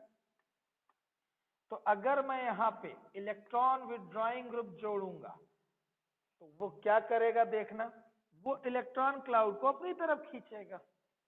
तो इलेक्ट्रॉन विथड्रॉइंग ग्रुप अगर इलेक्ट्रॉन क्लाउड को अपनी तरफ खींच लेगा, ध्यान से देख लो कि ये पूरा क्लाउड जब इसी की तरफ आने लगेगा तो जो आयोनाइज होके H प्लस बैठा था उसे इलेक्ट्रॉन क्लाउड फिर से नहीं दिखेगा और वो इसके साथ इंटरैक्ट नहीं करेगा, ये अलग रह जाएंगे। हम यही तो चाह रहे हैं कि जितना ज्यादा ये दोनों एक दूसरे से अलग रहे, डिसोसिएशन हुआ रहे, आयोनाइजेशन हुआ रहे, मेरा एसिडिक एक्शन बढ़ेगा, यानी न्यूमरेटर की वैल्यू बढ़ती जाएगी। तो दोज कार्बोक्सिलिक एसिड जिनमें क्या जुड़ा हो, इलेक्ट्रॉन विथड्रॉइंग ग्रुप। तो electron withdrawing group stabilises carboxylate ion, hence increases acid strength. तो एसिडिक स्ट्रेंथ बढ़ानी है तो आप कौन से ग्रुप जुड़वाते हुए पाएंगे, इलेक्ट्रॉन विथड्रॉइंग ग्रुप। इसी का उल्टा इलेक्ट्रॉन डोनेटिंग ग्रुप, नाम से ही कुछ समझ में आ रहा है साहब, ये इलेक्ट्रॉन डेंसिटी और देंगे, कार्बोक्सिलेट आयन की स्टेबिलिटी को घटाएंगे क्योंकि ये क्लाउड बढ़ता जाएगा, इलेक्ट्रॉन क्लाउड बढ़ेगा कार्बोक्सिलेट आयन का तो H प्लस के साथ इंटरेक्शन बढ़ जाएगा, रिएक्शन रिवर्स होगी। तो समरी आपकी किताब में सबसे नीचे लिखी हुई है और सबसे बेहतर, वो सबसे नीचे यहाँ अगर आप अगले पेज में जाएंगे, एसिडिटी ऑफ कार्बोक्सिलिक एसिड, मेरी पुरानी किताब है उसमें 372, नई किताबों में 380। तो सबसे नीचे सबसे बेहतर रीजनिंग के लिए आपके काम की लैंग्वेज, यहाँ EWG और EDG करके लिखा हुआ, उसके नीचे की लैंग्वेज पढ़िए। Electron withdrawing group stabilizes the carboxylate anion and strengthens the acid. उसके अपोजिट होंगे इलेक्ट्रॉन डोनेटिंग ग्रुप, तो उसे आप डिब्बे में डालना, पूरा बगल में लिखना, रीजनिंग में काम आएगा आपके और ऑर्डर लगाने में काम आएगा, ठीक है। तो अगर आपसे अब अगला क्वेश्चन ये पूछा जाए कि सर कार्बोक्सिलिक एसिड में मेथेनोइक एसिड स्ट्रॉन्गर एसिड है कि एथेनोइक एसिड, तो एक कंपैरिजन कर लेते हैं छोटा सा, फिर आगे और भी कंपेयर करेंगे। पहले यहाँ पर मेथेनोइक एसिड और एथेनोइक एसिड, पहले 2 नंबर ही अगर अपन कंपेयर करें तो बच्चों अगर आपको दिखाई दे रहा हो इसमें कोई सा ना इलेक्ट्रॉन विड्रॉइंग है ना डोनेटिंग ग्रुप है, लेकिन इसमें एल्काइल ग्रुप जो कि इलेक्ट्रॉन डोनेटिंग ग्रुप, तो भैया ऐसा है कि दुनिया भर के जितने भी अल्काइल ग्रुप हैं इलेक्ट्रॉन डोनेटिंग ग्रुप में आते हैं। तो जैसे इलेक्ट्रॉन डोनेटिंग ग्रुप आ गया तो अपन समझ गए ये गरीब हो गया है, मतलब मोर एसिडिक कौन होगा, फॉर्मिक एसिड यानी मेथेनोइक एसिड। तो एक क्लू समझिएगा यहाँ से कि अपने को जब भी ऑर्डर लगाना होगा तो अपन सीधे ये पकड़ेंगे, जितने ज्यादा कार्बन उतना वीक एसिड, जितना सराउंड होगा कार्बोक्सिलिक एसिड का पार्ट एल्काइल ग्रुप से वो उतना ही वीक होता जाएगा। जैसे देखिए अगर एक CH3 CH2 CH2 COH, ठीक है, कितने कार्बन आपको दिख रहे हैं, 3 कार्बन जो कार्बोक्सिलिक एसिड ग्रुप से जुड़े हैं। तो ये तीनों मिलके एक प्रोपाइल ग्रुप है जो कि इलेक्ट्रॉन डोनेटिंग ग्रुप दिखा रहा है ना, इलेक्ट्रॉन डोनेटिंग नेचर। अब यहाँ पे एक और है,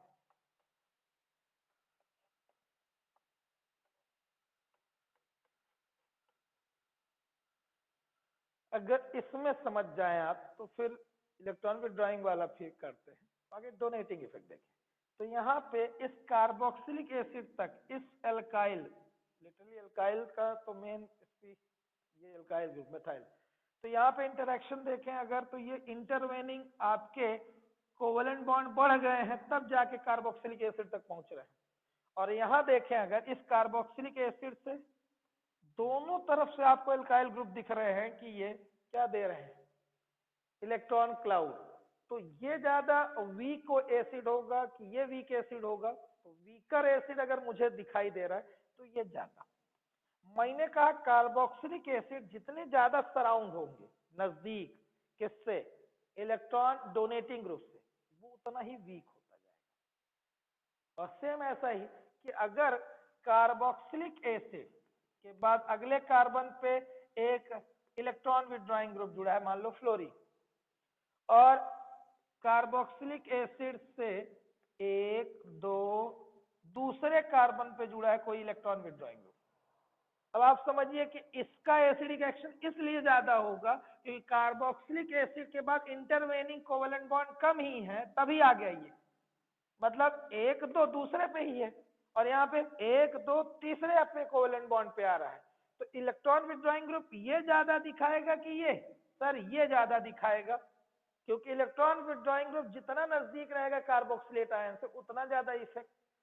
तो जहां पे बात समझना, इलेक्ट्रॉन डोनेटिंग ग्रुप जितना क्लोज हुए कार्बोक्सिलिक एसिड से उतना ही weak acid, electron withdrawing group जितना नजदीक हुए उतना ही स्ट्रॉन्गर। दो फैक्ट, कार्बन के बढ़ने से, ठीक है, as the number of carbon increases acidic character decreases, क्योंकि इलेक्ट्रॉन डोनेटिंग इफेक्ट बढ़ रहा है। फिर एल्काइल ग्रुप से सराउंड होना, जितना ज्यादा इर्द गिर्द रहेगा कार्बोक्सिलिक एसिड पार्ट से उतना ही वीक है, क्योंकि alkyl groups are electron donating. तो एल्काइल ग्रुप जितना ज्यादा सराउंड होंगे कार्बोक्सिलिक एसिड से उतना ही वीक होता जाएगा, ठीक है। इलेक्ट्रॉन डोनेटिंग ग्रुप से घिरा हुआ कार्बोक्सिलिक एसिड वीक एसिड होगा, जितना दूर होते जाएंगे उतना अच्छा है। एक चीज, दूसरी, इलेक्ट्रॉन विड्रॉइंग को नजदीक से नजदीक होना चाहिए जिससे कि वो इलेक्ट्रॉन विड्रॉइंग इफेक्ट ज्यादा दिखा पाए, बीच में इंटरवेनिंग कोवेलेंट बॉन्ड की संख्या कम हो, नजदीक रहे, जितना नजदीक रहेगा उतना ही ज्यादा खींचे। तो इलेक्ट्रॉन विड्रॉइंग ग्रुप का नजदीक होना जरूरी है कार्बोक्सिलेट आयन से, ठीक है, और इलेक्ट्रॉन डोनेटिंग ग्रुप का दूर होना जरूरी है कार्बोक्सिलेट ग्रुप से, कार्बोक्सिलिक ग्रुप से, टू इंक्रीज द एसिडिटी, ठीक है। तो समरी ऐसा, इलेक्ट्रॉन डोनेटिंग ग्रुप घटा रहे हैं एसिडिक एक्शन को और इलेक्ट्रॉन विड्रॉइंग ग्रुप बढ़ा रहे हैं। तो इलेक्ट्रॉन डोनेटिंग ग्रुप दूर रहे, इलेक्ट्रॉन विड्रॉइंग ग्रुप नजदीक रहे, तो एसिडिक एक्शन बढ़ेगा, ठीक है।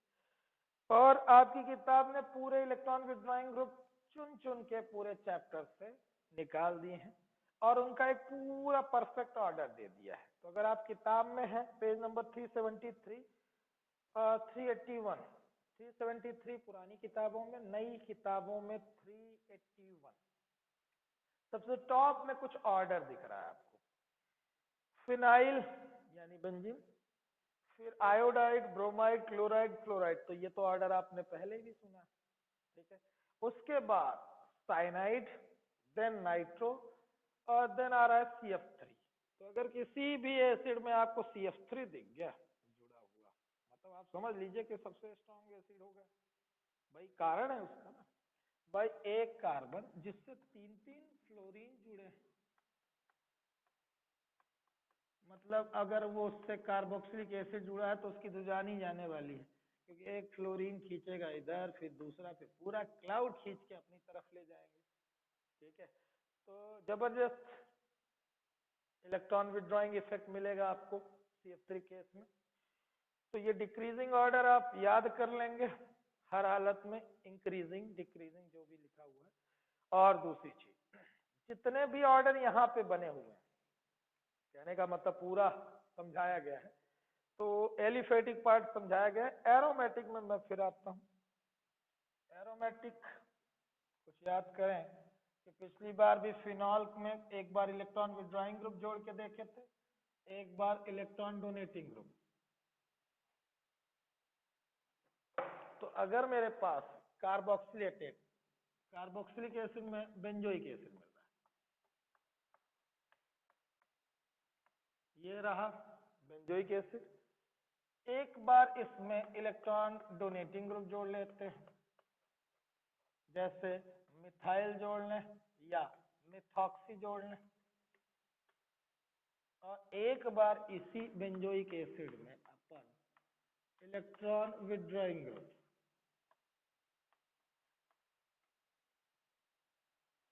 हाँ सबको अभी तक में इतनी बात याद होती गई हो कि इलेक्ट्रॉन विड्रॉइंग ग्रुप बढ़ाते हैं acidic action, electron donating group घटाते हैं।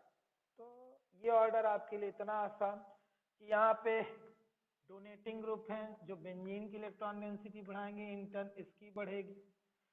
तो जहाँ इलेक्ट्रॉन क्लाउड मिलता जाता और कार्बोक्सिलिक एसिड को, तो डिसोसिएशन कम हो जाता है। यहाँ इलेक्ट्रॉन विड्रॉइंग ग्रुप है नाइट्रो, जो इलेक्ट्रॉन क्लाउड खींचेगा बेंजीन से, बेंजीन तैयार ही है इलेक्ट्रॉन क्लाउड खींचने के लिए। तो ये इलेक्ट्रॉन विड्रॉइंग इफेक्ट के कारण कार्बोक्सिलेट आयन से दूर होती जाएगी इलेक्ट्रॉन डेंसिटी, तो उसका आयोनाइजेशन बढ़ जाएगा। इलेक्ट्रॉन क्लाउड उसकी तरफ आएगा तो डिसोसिएशन कम, उससे खींचा जाएगा तो डिसोसिएशन बढ़ जाएगा। तो आपको सीधा सीधा ऑर्डर ये दिख रहा है, ठीक है। अब अगर एसिडिक एक्शन का इंक्रीजिंग ऑर्डर आपको दिख रहा है तो कंफर्म है कि पीके का उल्टा ऑर्डर होगा, क्योंकि आप सबको याद रहे पीके ग्रेटर द पीके या larger the value of pK weaker the acid.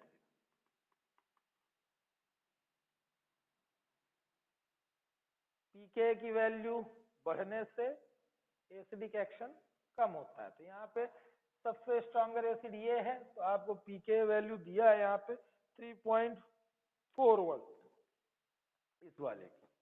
फिर मेथॉक्सी वाले की अगर आप देखें तो 4.46 और बेंजोइक एसिड की 4.19। मतलब आप देखिए कि ये डिक्रीजिंग ऑर्डर में है पीके, और इंक्रीजिंग ऑर्डर में अभी मैंने बताया आपको एसिडिक एक्शन, क्योंकि इसमें जुड़ा है दादा बच्चों इलेक्ट्रॉन विड्रॉइंग ग्रुप, और इसमें जुड़े हैं इलेक्ट्रॉन डोनेटिंग। तो 3 तरीके से पूछ सकता है। 3 तरीके से मतलब आपसे पीके वैल्यू के आधार पे बोल दे कि अरेंज करो, वैल्यू ना दे तो आप वैल्यू काहे के ढूंढेंगे, आपको पहले से पता है कौन ज्यादा एसिडिक होगा कौन वीक, ठीक है। तो स्ट्रॉन्गर एसिड्स मतलब कम होगी पीके वैल्यू, ठीक है। वीकर एसिड यानी पीके वैल्यू ज्यादा होगी, तो उस हिसाब से अपन अरेंज कर देंगे, ठीक है। इंक्रीजिंग बोले डिक्रीजिंग बोले, ये कंफ्यूजिंग पार्ट है, हर बार गलत कर देते हैं लोग, तो ये ध्यान रखना कि कहीं भी कुछ भी ना अरेंज करते रहना। एक्सरसाइज और क्वेश्चन नंबर 12.12 के 2 क्वेश्चन बचे हुए थे, उन्हें लगाओ। तो एसिडिक एक्शन के लिए वो क्वेश्चन हो जाएगा, पहले टिक करो, मैं भी करता हूं साथ में। और एक इंटेक्स्ट है आपको, यानी लास्ट पेज इस चैप्टर का देखिए, पहले उसे ही समझ लो तो जल्दी हो जाएगा। इन टेक्स्ट क्वेश्चन 12.8,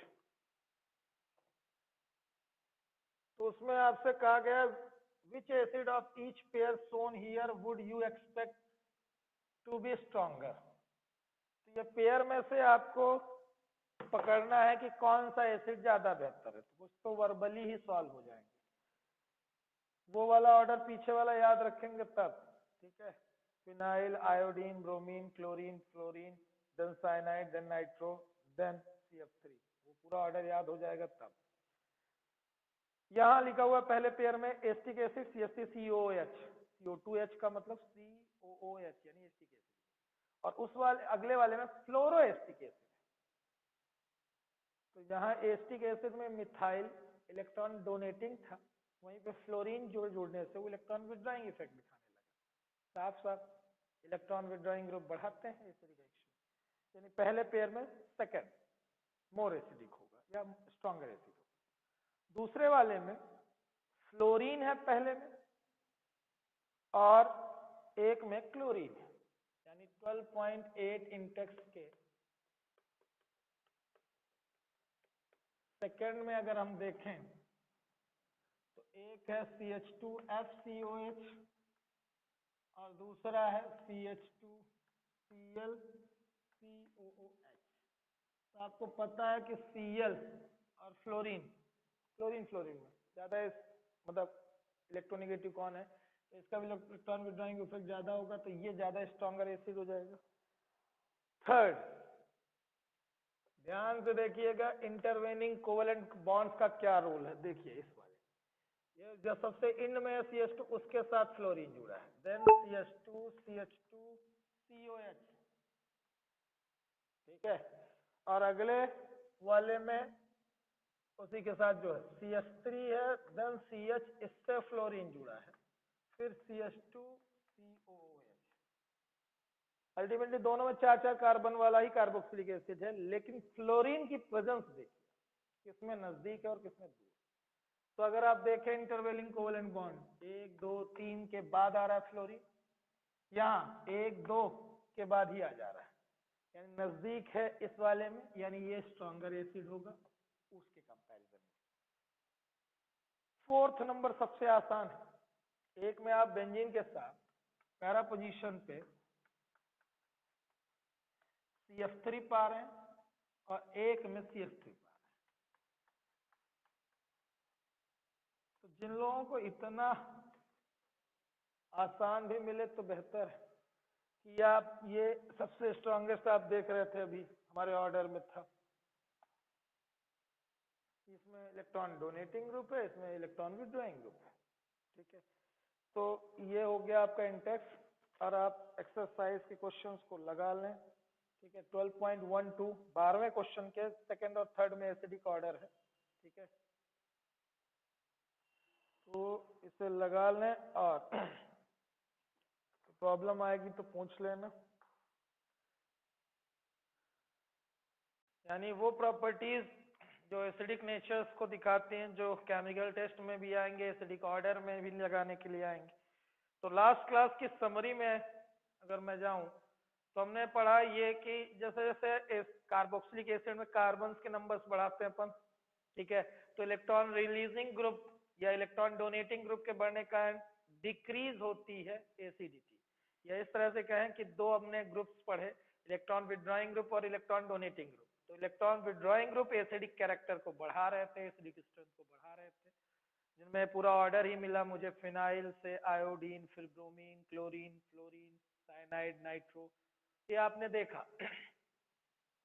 तो एसिडिटी के ऑर्डर आपने लगा लिए हैं। एक्सरसाइज वाले क्वेश्चन को अगर आपने लगा लिया और इंटेक्स 12.8 भी लगा लिया और 12.12 के सेकंड और थर्ड को कर लिया, तो आप एसिडिटी को अगर आप समझ चुके हैं। तो अब आते हैं अगले टॉपिक में, फॉर्मेशन ऑफ एनहाइड्राइड करके लिखा हुआ है मेरी पुरानी किताब 373 पेज और आपकी नई 381, जहां पे दो कार्बोक्सिलिक एसिड को कंबाइन करते समय वाटर को लॉस करा दिया जा रहा है, सीधे सीधे HOH हटा दीजिए, एनहाइड्राइड फॉर्म हो जाएगा। फिर उसके बाद एस्टरिफिकेशन है, जिसका मैकेनिज्म आपको पढ़ना है डिटेल में, अप टू 3 मार्क्स का आएगा, लंबा बड़ा 5 स्टेप का है आपका पूरा का पूरा एस्टरीफिकेशन। तो उससे आप 2-3 मिनट देंगे। पहले फॉर्मेशन ऑफ एनहाइड्राइड आपको समझ में आया है। यहीं पे जो रिएक्शन दिख रही है हाफ रिएक्शन आएगी। एरो की प्रेजेंस में आपको क्या दिख रहा है, P2O5 या P4O10 लिखा रहे, ठीक है। उसके बाद इधर एथेनोइक एसिड के 2 मॉलिक्यूल लिए जा रहे हैं, तो दोनों से H और OH हटाइए तो एक ऑक्सीजन बचेगा, दोनों में है ना ब्रिजिंग ऑक्सीजन आप जोड़ देंगे तो ये एनहाइड्राइड्स कहलाते हैं। वेल अब आपको देखना है एस्टरीफिकेशन का मैकेनिज्म। एक पेज पलट लीजिएगा, बड़ा सा मैकेनिज्म है, ठीक है। तो आगे मैं वर्बली उसे बता दूं, फिर उसके बाद आप उसे बोर्ड में देखेंगे। तो एक बार आप सुन लें पहली स्टेप में क्या हो रहा है। आप सबको पहले तो एक कॉमन याद हो कि कार्बोक्सिलिक एसिड अगर अल्कोहल से रिएक्ट करे तो एस्टर बनता है। फ्रॉम क्लास 10th आप ये सुन रहे हैं कि एस्टर फॉर्मेशन एस्टरीफिकेशन कहलाता है। तो एस्टर फॉर्मेशन हमेशा होता किसकी मदद से है, कार्बोक्सिलिक एसिड और अल्कोहल की रिएक्शन से। तो कार्बोक्सिलिक एसिड और अल्कोहल ये 2 मॉइटी हैं, ये दिमाग में है। एसिड की प्रेजेंस चाहिए क्योंकि कैटालिस्ट है। तो आप देखें अगर पूरे मैकेनिज्म को, तो लिखा हुआ mechanism of esterification of carboxylic acid. तो पहले कार्बोक्सिलिक एसिड लिया है, ठीक है, तो डबल बॉन्ड O और OH दिख रहा होगा। H प्लस जाके उस ऑक्सीजन को देख रहा है, दे रहा है वो जहां पे डबल बॉन्ड O है, यानी प्रोटोनेशन कर रहा है। पहली स्टेप में प्रोटोनेशन हो गया। प्रोटोनेशन के बाद एरो के ऊपर अगर आप देख पा रहे हो ROH दिख रहा है, वो ROH न्यूक्लियोफाइल की तरह बिहेव कर रहा है और जाके उस कार्बन पे अटैक कर रहा है जिसपे क्या आने के चांसेस हैं। ऊपर एरो करोगे ऑक्सीजन की तरफ तो कार्बन के ऊपर पॉजिटिव चार्ज आने वाला होगा, आएगा नहीं, न्यूक्लियोफिलिक अटैक कर लेगा, ठीक है। तो ये आगे वर्बल सुन लें, फिर उसके बाद मैं यहाँ बोर्ड में दिखाता हूँ पूरा मैकेनिज्म। एक बार आप भी बना लेंगे तो प्रैक्टिस हो जाएगी। अब जैसे ही अल्कोहल अटैक किया तो जाके उस कार्बन से अटैच हो गया ऑक्सीजन, उसके ऊपर पॉजिटिव चार्ज आ गया क्योंकि लोन पेयर डोनेट करके अटैच होगा। उसके बाद जो हाइड्रोजन अल्कोहल के ऑक्सीजन के साथ जुड़ा हुआ है वो हाइड्रोजन बगल में शिफ्ट होते हुए दिखेगा। 2 OH आपको दिख रहे होंगे ऊपर नीचे, ठीक है। तो उनमें से एक OH को आप H2O फॉर्म करते हुए देखें क्योंकि अगली स्टेप का नाम है डिहाइड्रेशन। तो मुझे वाटर लॉस कराना है तो प्रोटॉन ट्रांसफर कर दो। तो ये प्रोटॉन ट्रांसफर करके जो लिखा हुआ है तो अल्कोहल के हाइड्रोजन को शिफ्ट करा के आप किसकी तरफ भेज दो, OH 2 ग्रुप दिख रहे हैं जिनमें से किसी तरफ आप, तो बगल में ही दिख रहा है तो वहीं अटैच कर दिया, ये प्रोटॉन ट्रांसफर कहलाता है। उसके बाद डिहाइड्रेशन करा दो, तो डिहाइड्रेशन साफ साफ दिख रहा होगा कि H2O लॉस होता हुआ दिख रहा है, HOH। लास्ट में वो प्रोटॉन दे दो जिसका था, नहीं तो वो नाराज हो जाएगा कैटालिस्ट। तो लास्ट स्टेप है डीप्रोटोनेशन। जिन्हें कुछ कुछ आ गया हो तो अच्छी बात है। तो एस्टरीफिकेशन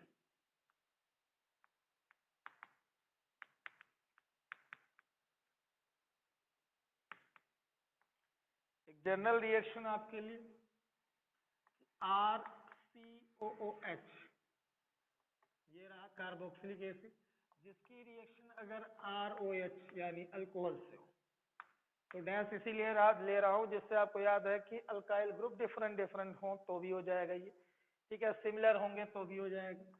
तो आपको बनता हुआ दिखेगा RCOR डैश। एसिड की प्रेजेंस में आप देखेंगे ये दोनों जब जुड़ेंगे तो इसका OH और इसका H निकल जाएगा, ये एस्टर फॉर्म। ये था कार्बोक्सिलिक एसिड, ये था अल्कोहल।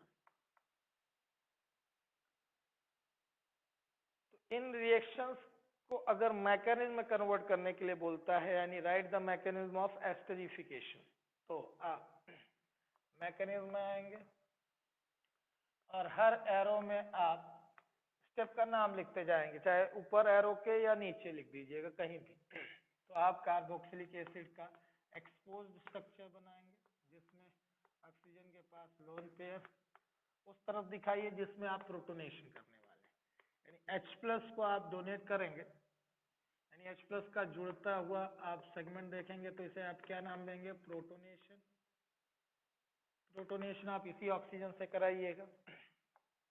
तो RC डबल बॉन्ड O यहाँ ये लोन पेयर डोनेट करके इससे जुड़ जाएगा, H+ जुड़ गया और OH एक पहले से ही जुड़ा है।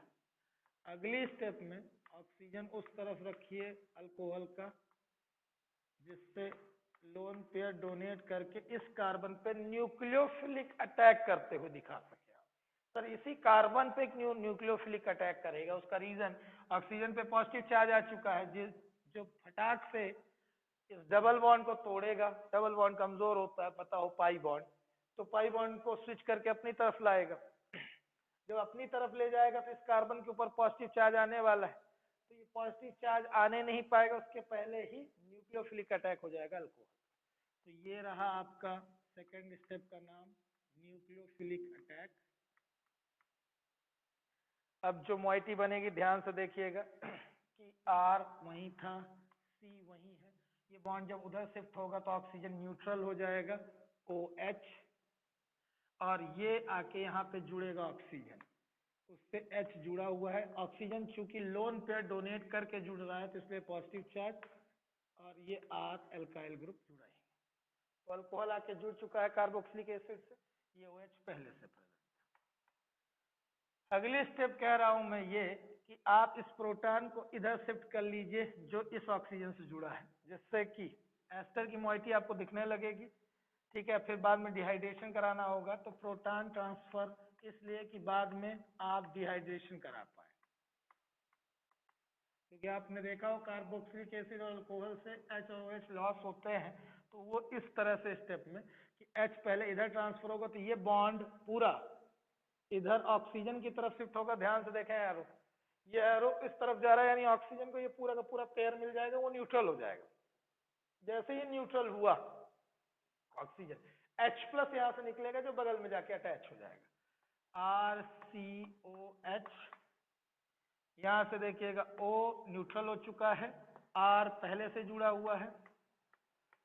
यहाँ इस ऑक्सीजन के ऊपर पॉजिटिव चार्ज आ जाएगा और एक हाइड्रोजन को अपने साथ अटैच कर लेगा। अगर ये मोइटी आपको दिख रही हो, अच्छे से ध्यान से देखना, ये वाटर फॉर्म होता हुआ दिख रहा है, लेकिन ये जब तक ये बॉन्ड नहीं लेगा तब तक ये वाटर पूरी तरह से, क्योंकि ऑक्सीजन न्यूट्रल नहीं हो पाएगा। तो ये बॉन्ड लेके जाने वाला है, तो कार्बन के ऊपर आएगा पॉजिटिव चार्ज, ना आने नहीं देगा ये बगल वाला ऑक्सीजन, ये फिर डोनेट कर देगा लोन पेयर अपना। तो कार्बन इलेक्ट्रोफिलिक नेचर नहीं रख पाएगा, ये लोन पेयर डोनेट कर देगा, जिस कारण से यहाँ फिर से क्या आ जाएगा, डबल बॉन्ड, जहां से स्टार्ट हुई थी रिएक्शन। तो यहाँ पे आपका हो रहा है डिहाइड्रेशन, या ऊपर लिख देते हैं, ये हो रहा है डिहाइड्रेशन, रिमूवल हो रहा है वाटर का। तो वाटर रिमूव हो रहा है, ध्यान से देखना R, ठीक है, ये पूरा वाटर लॉस हो गया है। ठीक है, फिर उसके बाद OR तो था ही। यहाँ जो चेंज आ रहे हैं उन्हें ध्यान से देखना, यही भूलता है, इसलिए ध्यान से देखना इसे। वो ये कि यहाँ फिर डबल बॉन्ड आ जाएगा ऑक्सीजन के साथ, और ये पॉजिटिव इसीलिए क्योंकि लोन पेयर इस कार्बन को उसने डोनेट किया। फाइनली जो आपने प्रोटॉन एसिड से लिया था उसे लौटा दीजिए, यानी डीप्रोटोनेशन। डीप्रोटोनेशन करने पे आपका एस्टर फिर से फॉर्म हो जाएगा, क्योंकि ये बॉन्ड फिर इधर शिफ्ट हो जाएगा ऑक्सीजन की तरफ। ये ऑक्सीजन न्यूट्रल होकर अपने लोन पेयर रखे रहेगा, और OR ये बन चुका है बच्चों ester. Second attack, second step में आएगा आपका अल्कोहल। पहली स्टेप से हमेशा आपने देखा हर मैकेनिज्म में एसिड रहता है तो प्रोटोनेशन करना ही पड़ता है। ये था मैकेनिज्म ऑफ एस्टरिफिकेशन। अगर ये 3 नंबर का आया इस साल, ठीक है, तो मैकेनिज्म बना दीजिएगा, स्टेप्स के नाम याद रख लीजिएगा, protonation, nucleophilic attack, proton transfer, और फिर अगला डिहाइड्रेशन, फाइनली डीप्रोटोनेशन या रिमूवल ऑफ प्रोटॉन। ये था कार्बोक्सिलिक एसिड और अल्कोहल की रिएक्शन। ठीक है, केमिकल प्रॉपर्टीज पढ़ रहे हो आप कार्बोक्सिलिक एसिड की, जिसमें वो हमेशा अल्कोहल डालने पे एस्टर फॉर्म करते हैं।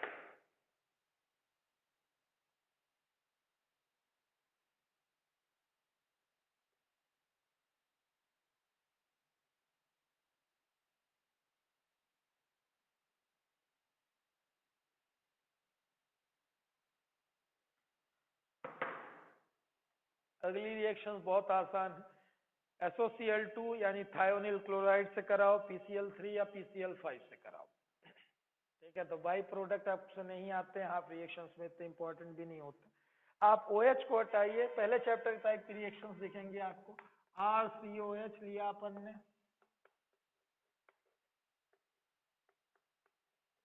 ये रहा कार्बोक्सिलिक एसिड जिसकी रिएक्शन PCl5 PCl3 या SOCl2 से कराओगे थायोनिल क्लोराइड से, तो जहां OH ग्रुप दिख रहा है आपको कार्बोक्सिलिक एसिड का, सीधे वही Cl को आप, है ना, सब्स्टिट्यूट करते चलिए, तो RCOCl बन गया, अगला भी RCOCl बन गया और RCOCl बन गया। अगर आपको पहले चैप्टर में याद हो कि अगर आप ये SOCl2 से रिएक्शन कराए थे तो माइनर प्रोडक्ट में क्या आया था, SO2 और HCl।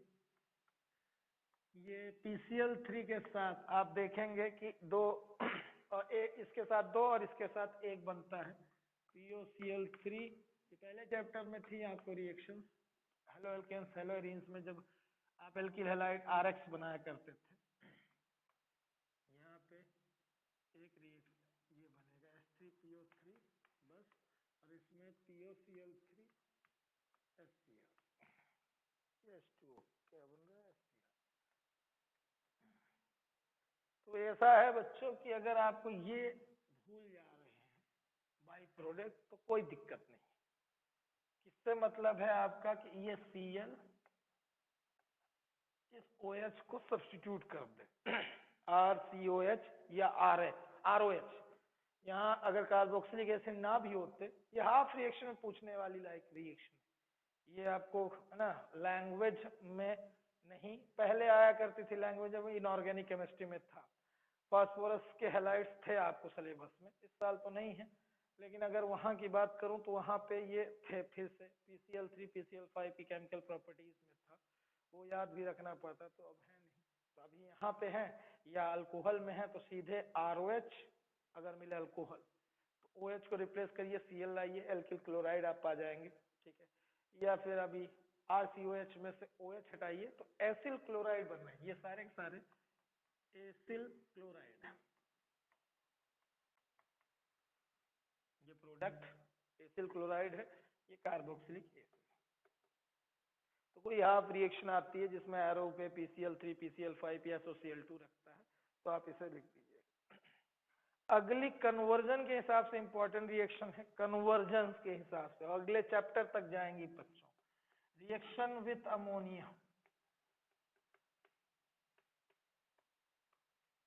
तो यहाँ पे RCOOH यानी वो एलिफेटिक हो या एरोमेटिक हो, कोई भी कार्बोक्सिलिक एसिड लीजिए, ठीक है, और उसकी रिएक्शन अगर आप अमोनिया से कराते हैं, ठीक है, तो बच्चों एसिड आयोनाइज होता है और ये लुईस बेस है, तो H प्लस जाके इससे जुड़ेगा, इस पे निगेटिव आ जाएगा, RCOO निगेटिव, ठीक है, कार्बोक्सिलेट, और H प्लस इसके साथ जुड़ जाएगा, लुईस बेस है और H प्लस लुईस एसिड, तो ये अमोनियम कार्बोक्सिलेट बनेगा। अब बात समझना, अगर जिन्हें ये इंटरमीडिएट ना बनाना हो उनके लिए यहाँ से H2O लॉस कराना होता है फर्दर, तो यहाँ से H2O अगर लॉस कराओगे तो क्या बनेगा, ध्यान से देखना, RCONH2। अगर मैं यहाँ से H2O लॉस कराऊं, देखना H2O हटाओ अगर, तो यहाँ बचेगा RCO और यहाँ बचेगा NH2, अमाइड प्रोड्यूस होते हैं। अगले चैप्टर में इनका बड़ा जिक्र आएगा, इसलिए ध्यान से देख लेना। मेन फोकस अगर आपको करना हो तो RCOH की अमोनिया से रिएक्शन हो, अमाइड बना दो, जैसे मैं अगले वाले में ये इंटरमीडिएट नहीं बनाने वाला। देखना इसमें क्या है कि जैसे एसिटिक एसिड की रिएक्शन अमोनिया से कराई, सीधे एसिटामाइड बना दिया। ये एसिटामाइड है या एथेनामाइड, दोनों नाम जाने रहो, ये कॉमन नेम है एसिटामाइड। और IUPAC में एक दो कार्बन आप गिन लोगे, दो कार्बन को अपन क्या बोलते हैं, एथेन, और उसमें सफिक्स लग जाता है अमाइड। कॉमन नेम नहीं छोड़ रहा हूं इसलिए कि कन्वर्जन में ना पूछते, क्योंकि एथेनोइक एसिड से आपको, है ना, मेथेनामीन पूछता है तो बीच में जरूर आता है एस्टामाइड, तो नाम याद रखना पड़ता है इसका। इसके बाद बेंजोइक एसिड की रिएक्शन अमोनिया से हो, ठीक है, फिर इंटरमीडिएट रहने दीजिए, सीधे आप बेंजामाइड याद रखें कि बेंजीन में सीधे CONH2 जुड़ जाएगा, यानी ये HOH निकल जाए, वाटर रिमूव करिए और सीधे जोड़ दीजिए, तो ये आपका बना benzamide. Conversion point of view से दोनों बड़े इंपॉर्टेंट है और अगले चैप्टर में खास। इस चैप्टर में तो हाफ रिएक्शन के हिसाब से पूछ दे तो ठीक है, लेकिन अगले चैप्टर में कन्वर्जन में 100% आएंगे, इसलिए दिमाग में बैठा लीजिए। कार्बोक्सिलिक एसिड की रिएक्शन अमोनिया से होगी तभी अमाइड मिलेंगे, फिर अमाइड से अमीन बनते हैं, ठीक है। अमाइड से अमीन उतने ही कार्बन वाले भी मिल सकते हैं, कम कार्बन, यानी कार्बन को 1 नंबर कम करना हो तो बड़ी इंपॉर्टेंट प्रोसेस आने वाली है अगले चैप्टर में, ठीक है। इस चैप्टर में डिकार्बोक्सिलेशन है जो आगे ही मिलने वाली है, ठीक है। और अगले चैप्टर में हाफ मैन ब्रोमाइड डिग्रेडेशन, जिसका कन्वर्जन में बहुत बड़ा हाथ है, तो वो आने वाली है। जितने भी अमीन्स के कन्वर्जन होंगे बिना HBD के नहीं होते हैं हाफ मैन ब्रोमाइड डिग्रेडेशन के, तो बार बार जिक्र आएगा और ये कन्वर्जन में बार बार आपको जिक्र होगा कि कार्बोक्सिलिक एसिड से जो भी कन्वर्जन स्टार्ट होगा अमोनिया डाल के आप अमाइड बना सकते हैं। दिमाग बैठाए रखिए, बहुत काम का है, ठीक है।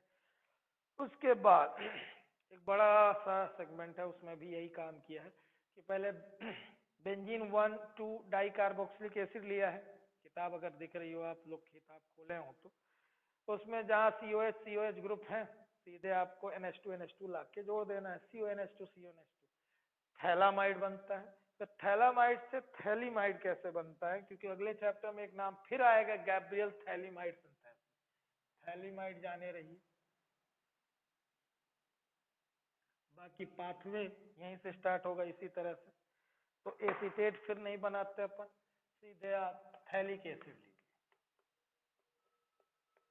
इसका कॉमन नेम थैलिक एसिड है, ठीक है। IUPAC benzene 1,2 di carboxylic acid, इसकी रिएक्शन आप अमोनिया से करा रहे हैं, तो अमोनिया यहाँ जाके HOH लॉस कराएगा, फिर यहाँ भी, तो 2 ले लें, बैलेंस करने की जरूरत नहीं पड़ती ऑर्गेनिक, सीधे अपन ये समझ रहे हैं यहाँ पे भी CONH2 हो गया, यहाँ भी CONH2, इसका नाम है थैलामाइड।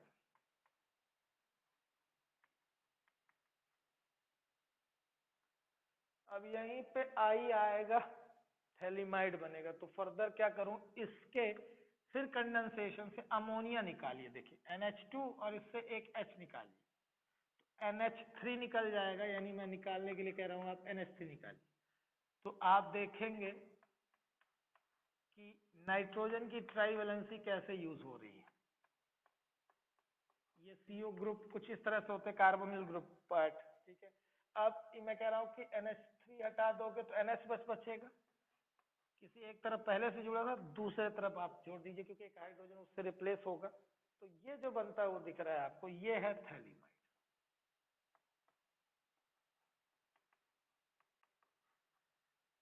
गैब्रियल थैलीमाइड सिंथेसिस यहीं से स्टार्ट होती है, इसके आगे का भी चेंज है, फिर प्राइमरी प्योर एमीन्स मिलेंगे आपको अगले चैप्टर में। तो थैलीमाइड तक कैसे पहुंचोगे, थैलिक एसिड से। थैलिक एसिड की रिएक्शन अमोनिया से कराओगे, अमोनिया के बाद थैलामाइड बनेगा, थैलामाइड से कंडेंसेशन के बाद अमोनिया रिलीज होगा और थैलीमाइड बनेगा। थैलीमाइड के आगे की प्रोसेस है अगले चैप्टर में, ठीक है।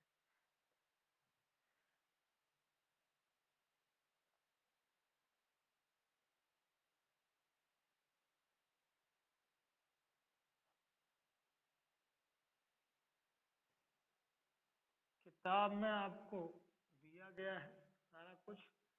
अब ये कन्वर्ट करने के लिए बोले, हाफ रिएक्शन में बोले, तब याद रखना है।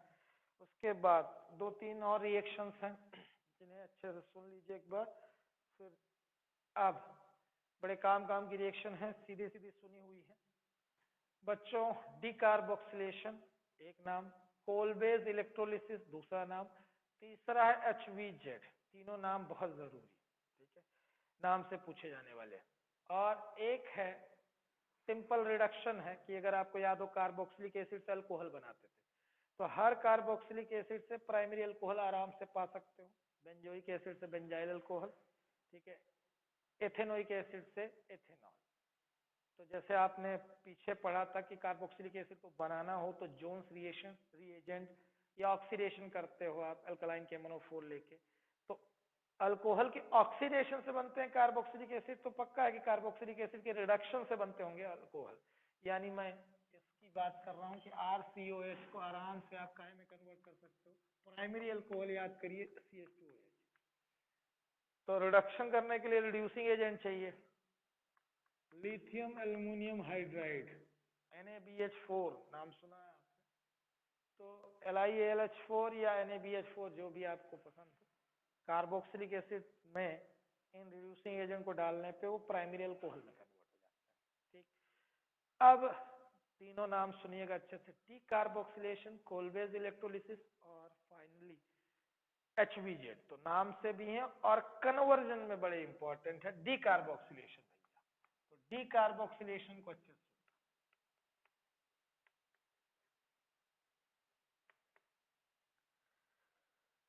अगर एक बड़ा कन्वर्जन करना है तो पहले इस प्रोसेस को समझा दूं, फिर उसके बाद आप एक कन्वर्जन बड़ा सा देखेंगे, कई स्टेप का होगा, पाथवे समझेंगे। मैंने डिकार्बोक्सिलेशन कराना है तो आप कोई भी सॉल्ट लेंगे, सोडियम का कार्बोक्सिलेट सॉल्ट, ठीक है, ये कहाँ से मिलेगा, जब आप एसिड और बेस की रिएक्शन कराएंगे, यानी कार्बोक्सिलिक एसिड में NaOH या सोडियम डालेंगे, तो ये कार्बोक्सिलेट सॉल्ट मिलेगा, जिससे सोडा लाइम मतलब NaOH बोले तो caustic soda, CaO quick lime, तो सोडा लाइम नाम याद रखिएगा, सोडा लाइम की प्रेजेंस में डिकार्बोक्सिलेशन होता है। तो ये NaOH वाला पार्ट इसके साथ रिएक्शन करता है, RH बचता है बच्चों, केवल एल्केन, ठीक है, और ये पूरा कार्बोक्सिलिक ग्रुप रिमूव हो जाता है, तो कार्बन एक कम हो जाता है, यही वाला ग्रुप पूरा गायब। तो यहाँ पे RH बनेगा, साथ में Na2CO3। जिन्हें नहीं समझ में आ रहा ध्यान से देखना, अब ये बोला पार्ट मैं इतने पार्ट के साथ हटा दूंगा और यहाँ H बचा, H जाके इस R के साथ जुड़ गया, RH, Na2COO यानी CO3, सोडियम कार्बोनेट निकल गया, ठीक है। तो सोडियम कार्बोनेट के फॉर्म में ही वो कार्बोक्सिलिक पार्ट या कार्बोक्सिलेट पार्ट हट जाता है। ये डिकार्बोक्सिलेशन इसीलिए कहलाता है क्योंकि ये ग्रुप का रिमूवल हो रहा है, इसलिए क्या नाम दिया गया है, डिकार्बोक्सिलेशन। अब अगर आपको कन्वर्जन इससे बोला जाए, मुझे एथेनोइक एसिड से मेथेनोइक एसिड बनाना है,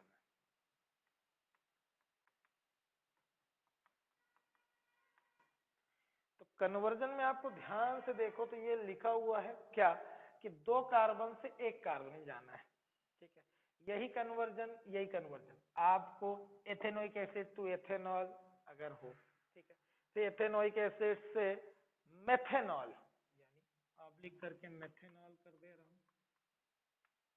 या मेथेनॉल कर दे रहा हूं,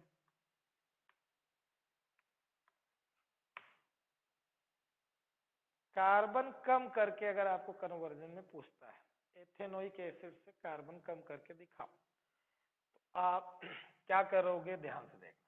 एथेनोइक एसिड लिया अपन ने, उसकी रिएक्शन आप NaOH से या सोडियम मेटल से डालिए, तो ठीक है, acid plus base gives salt, salt क्या बनेगा, सोडियम एसीटेट बन जाएगा।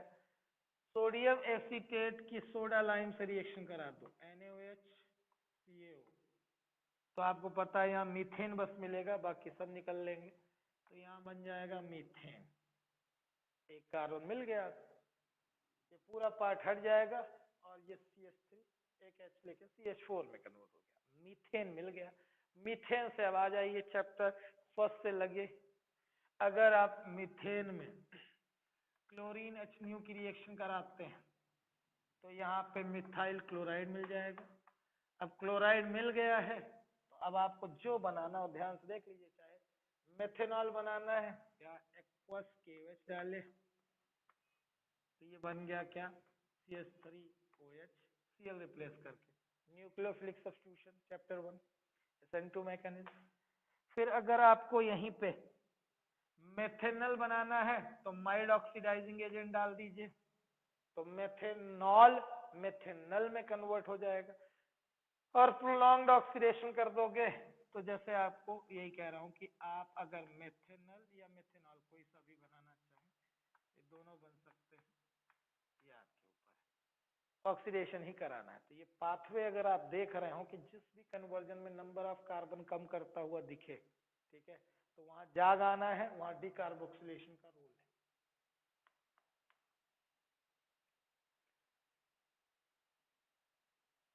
कोलबेज इलेक्ट्रोलिसिस जो पिछले साल थी वो 1 नंबर की पूछी जाएगी आपसे, तो उसके हिसाब से आप पिछले साल की किताब उठाइए या तो फिर यहाँ देख लीजिए। कोलबेज इलेक्ट्रोलिसिस अगर हमें पूछी गई,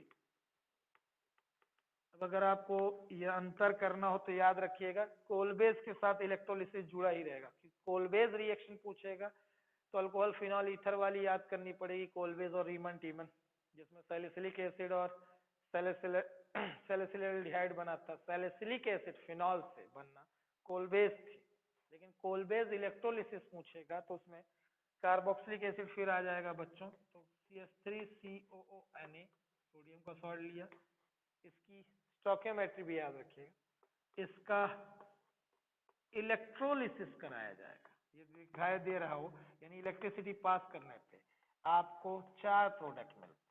पहला इथेन, फिर carbon dioxide molecule, NaOH, sodium hydroxide और हाइड्रोजन गैस। ये 2 गैसेस इवॉल्व होती हैं, ठीक है, कैथोड और एनोड में, और साथ में इथेन और सोडियम हाइड्रोक्साइड बनता है। ये कहलाती है कोलबेज इलेक्ट्रोलिसिस। क्लास 11th की किताब में है, मैकेनिज्म के साथ है, तो मैकेनिज्म नहीं पूछेगा इसका, आपसे इसकी रिएक्शन पूछ सकता है इसी नाम से। नाम भी नहीं बदलेगा क्योंकि आप जान रहे हो कोलबेज अलग है और कोलबेज इलेक्ट्रोलिसिस अलग है, तो ये पूरा नाम नहीं बदलने वाला, कोलबेज इलेक्ट्रोलिसिस के साथ ही देगा। फाइनली HBZ यानी हेल-वोलार्ड-जेलेंस्की रिएक्शन सबसे लास्ट में है। ये हेलोजिनेशन के नीचे हेलोजिनेशन ही हो रहा है, क्योंकि इसमें आपको याद रखना है ये कि कोई भी ऐसा कार्बोक्सिलिक एसिड लो जिसमें अल्फा हाइड्रोजन प्रेजेंट हो, कोई भी कार्बोक्सिलिक एसिड जिसमें अल्फा कार्बन होगा तभी उसके साथ हाइड्रोजन अटैच होगा। तो हाइड्रोजन अगर अटैच है तो उसकी रेड फास्फोरस X2 से रिएक्शन करो, हीट करोगे तो X2 की रिएक्शन यानी हेलोजेंस की। तो हेलोजेंस में आपको पता है कौन कौन होते हैं, क्लोरीन या ब्रोमीन ही तो लेते हैं, ठीक है। रेड फास्फोरस की प्रेजेंस में हीट कर देने पे जो ये अल्फा हाइड्रोजन है बच्चों, ये रिप्लेस होता है, सब्स्टिट्यूट होता है RC। अब देखो ये CH2 था, H हटा दो एक H और यहीं पे X जोड़, तो यहाँ H को सब्स्टिट्यूट कर देता है हेलोजन, तो ये कहलाएगा अल्फा, ये अल्फा कार्बन है, अल्फा हेलो कार्बोक्सिलिक एसिड। तो इसका common name alpha hello carboxylic acid. Alpha पे हाइड्रोजन को सब्स्टिट्यूट किया जाता है हेलोजन एटम से, ये कहलाती है हेल-वोलार्ड-जेलेंस्की रिएक्शन। नाम वाली प्रोसेस है। हाफ रिएक्शन आई अगर तो याद रखना रेड फास्फोरस X2 लिखा है, PCl3 PCl5 नहीं लिखा है ना, ना SOCl2 लिखा है, कि आप OH को हटा के यहाँ पे X जोड़े, ठीक है, रेड फास्फोरस X2 लिखा रहे, ठीक है, हीट करने के लिए बोले, तो याद रखना कि कौन सी रिएक्शन करानी है, HVZ। सुनाई दिया, अल्फा हाइड्रोजन की प्रेजेंस जरूरी है, ठीक। फाइनल आपकी 2 रिएक्शन और है किताब की, लास्ट 2 रिएक्शन जहां से कार्बोक्सिलिक एसिड खत्म होने वाला है। तो बच्चों आप सबको पता हो कि एल्डिहाइड, कीटोन और कार्बोक्सिलिक एसिड कौन से ग्रुप हैं, मेटा डायरेक्टिंग ग्रुप। तो मेटा डायरेक्टिंग ग्रुप कौन सी रिएक्शन करते हैं, चाहे वो नाइट्रेशन कराएं चाहे आप हेलोजिनेशन कराएं, ब्रोमिनेशन कराएं, तो ये आप पाएंगे कि मेटा पे आके ये ग्रुप जुड़ जाएंगे। तो ध्यान से देखिएगा, अगर नाइट्रेशन कराया जाए benzoic acid, nitration of benzoic acid,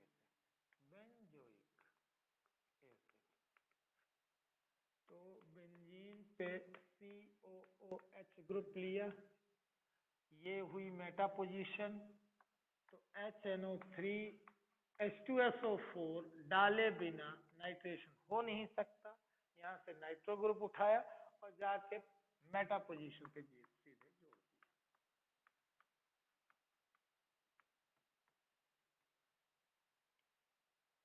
तो ये हो गया 3 नाइट्रो बेंजोइक एसिड, ठीक है, मेटा पे जोड़ना है, या मेटा नाइट्रो बेंजोइक एसिड, ठीक। अब अगला, अगर ब्रोमिनेशन कराना है तो फिर कार्बोक्सिलिक एसिड लिया, ब्रोमिनेशन या हेलोजिनेशन।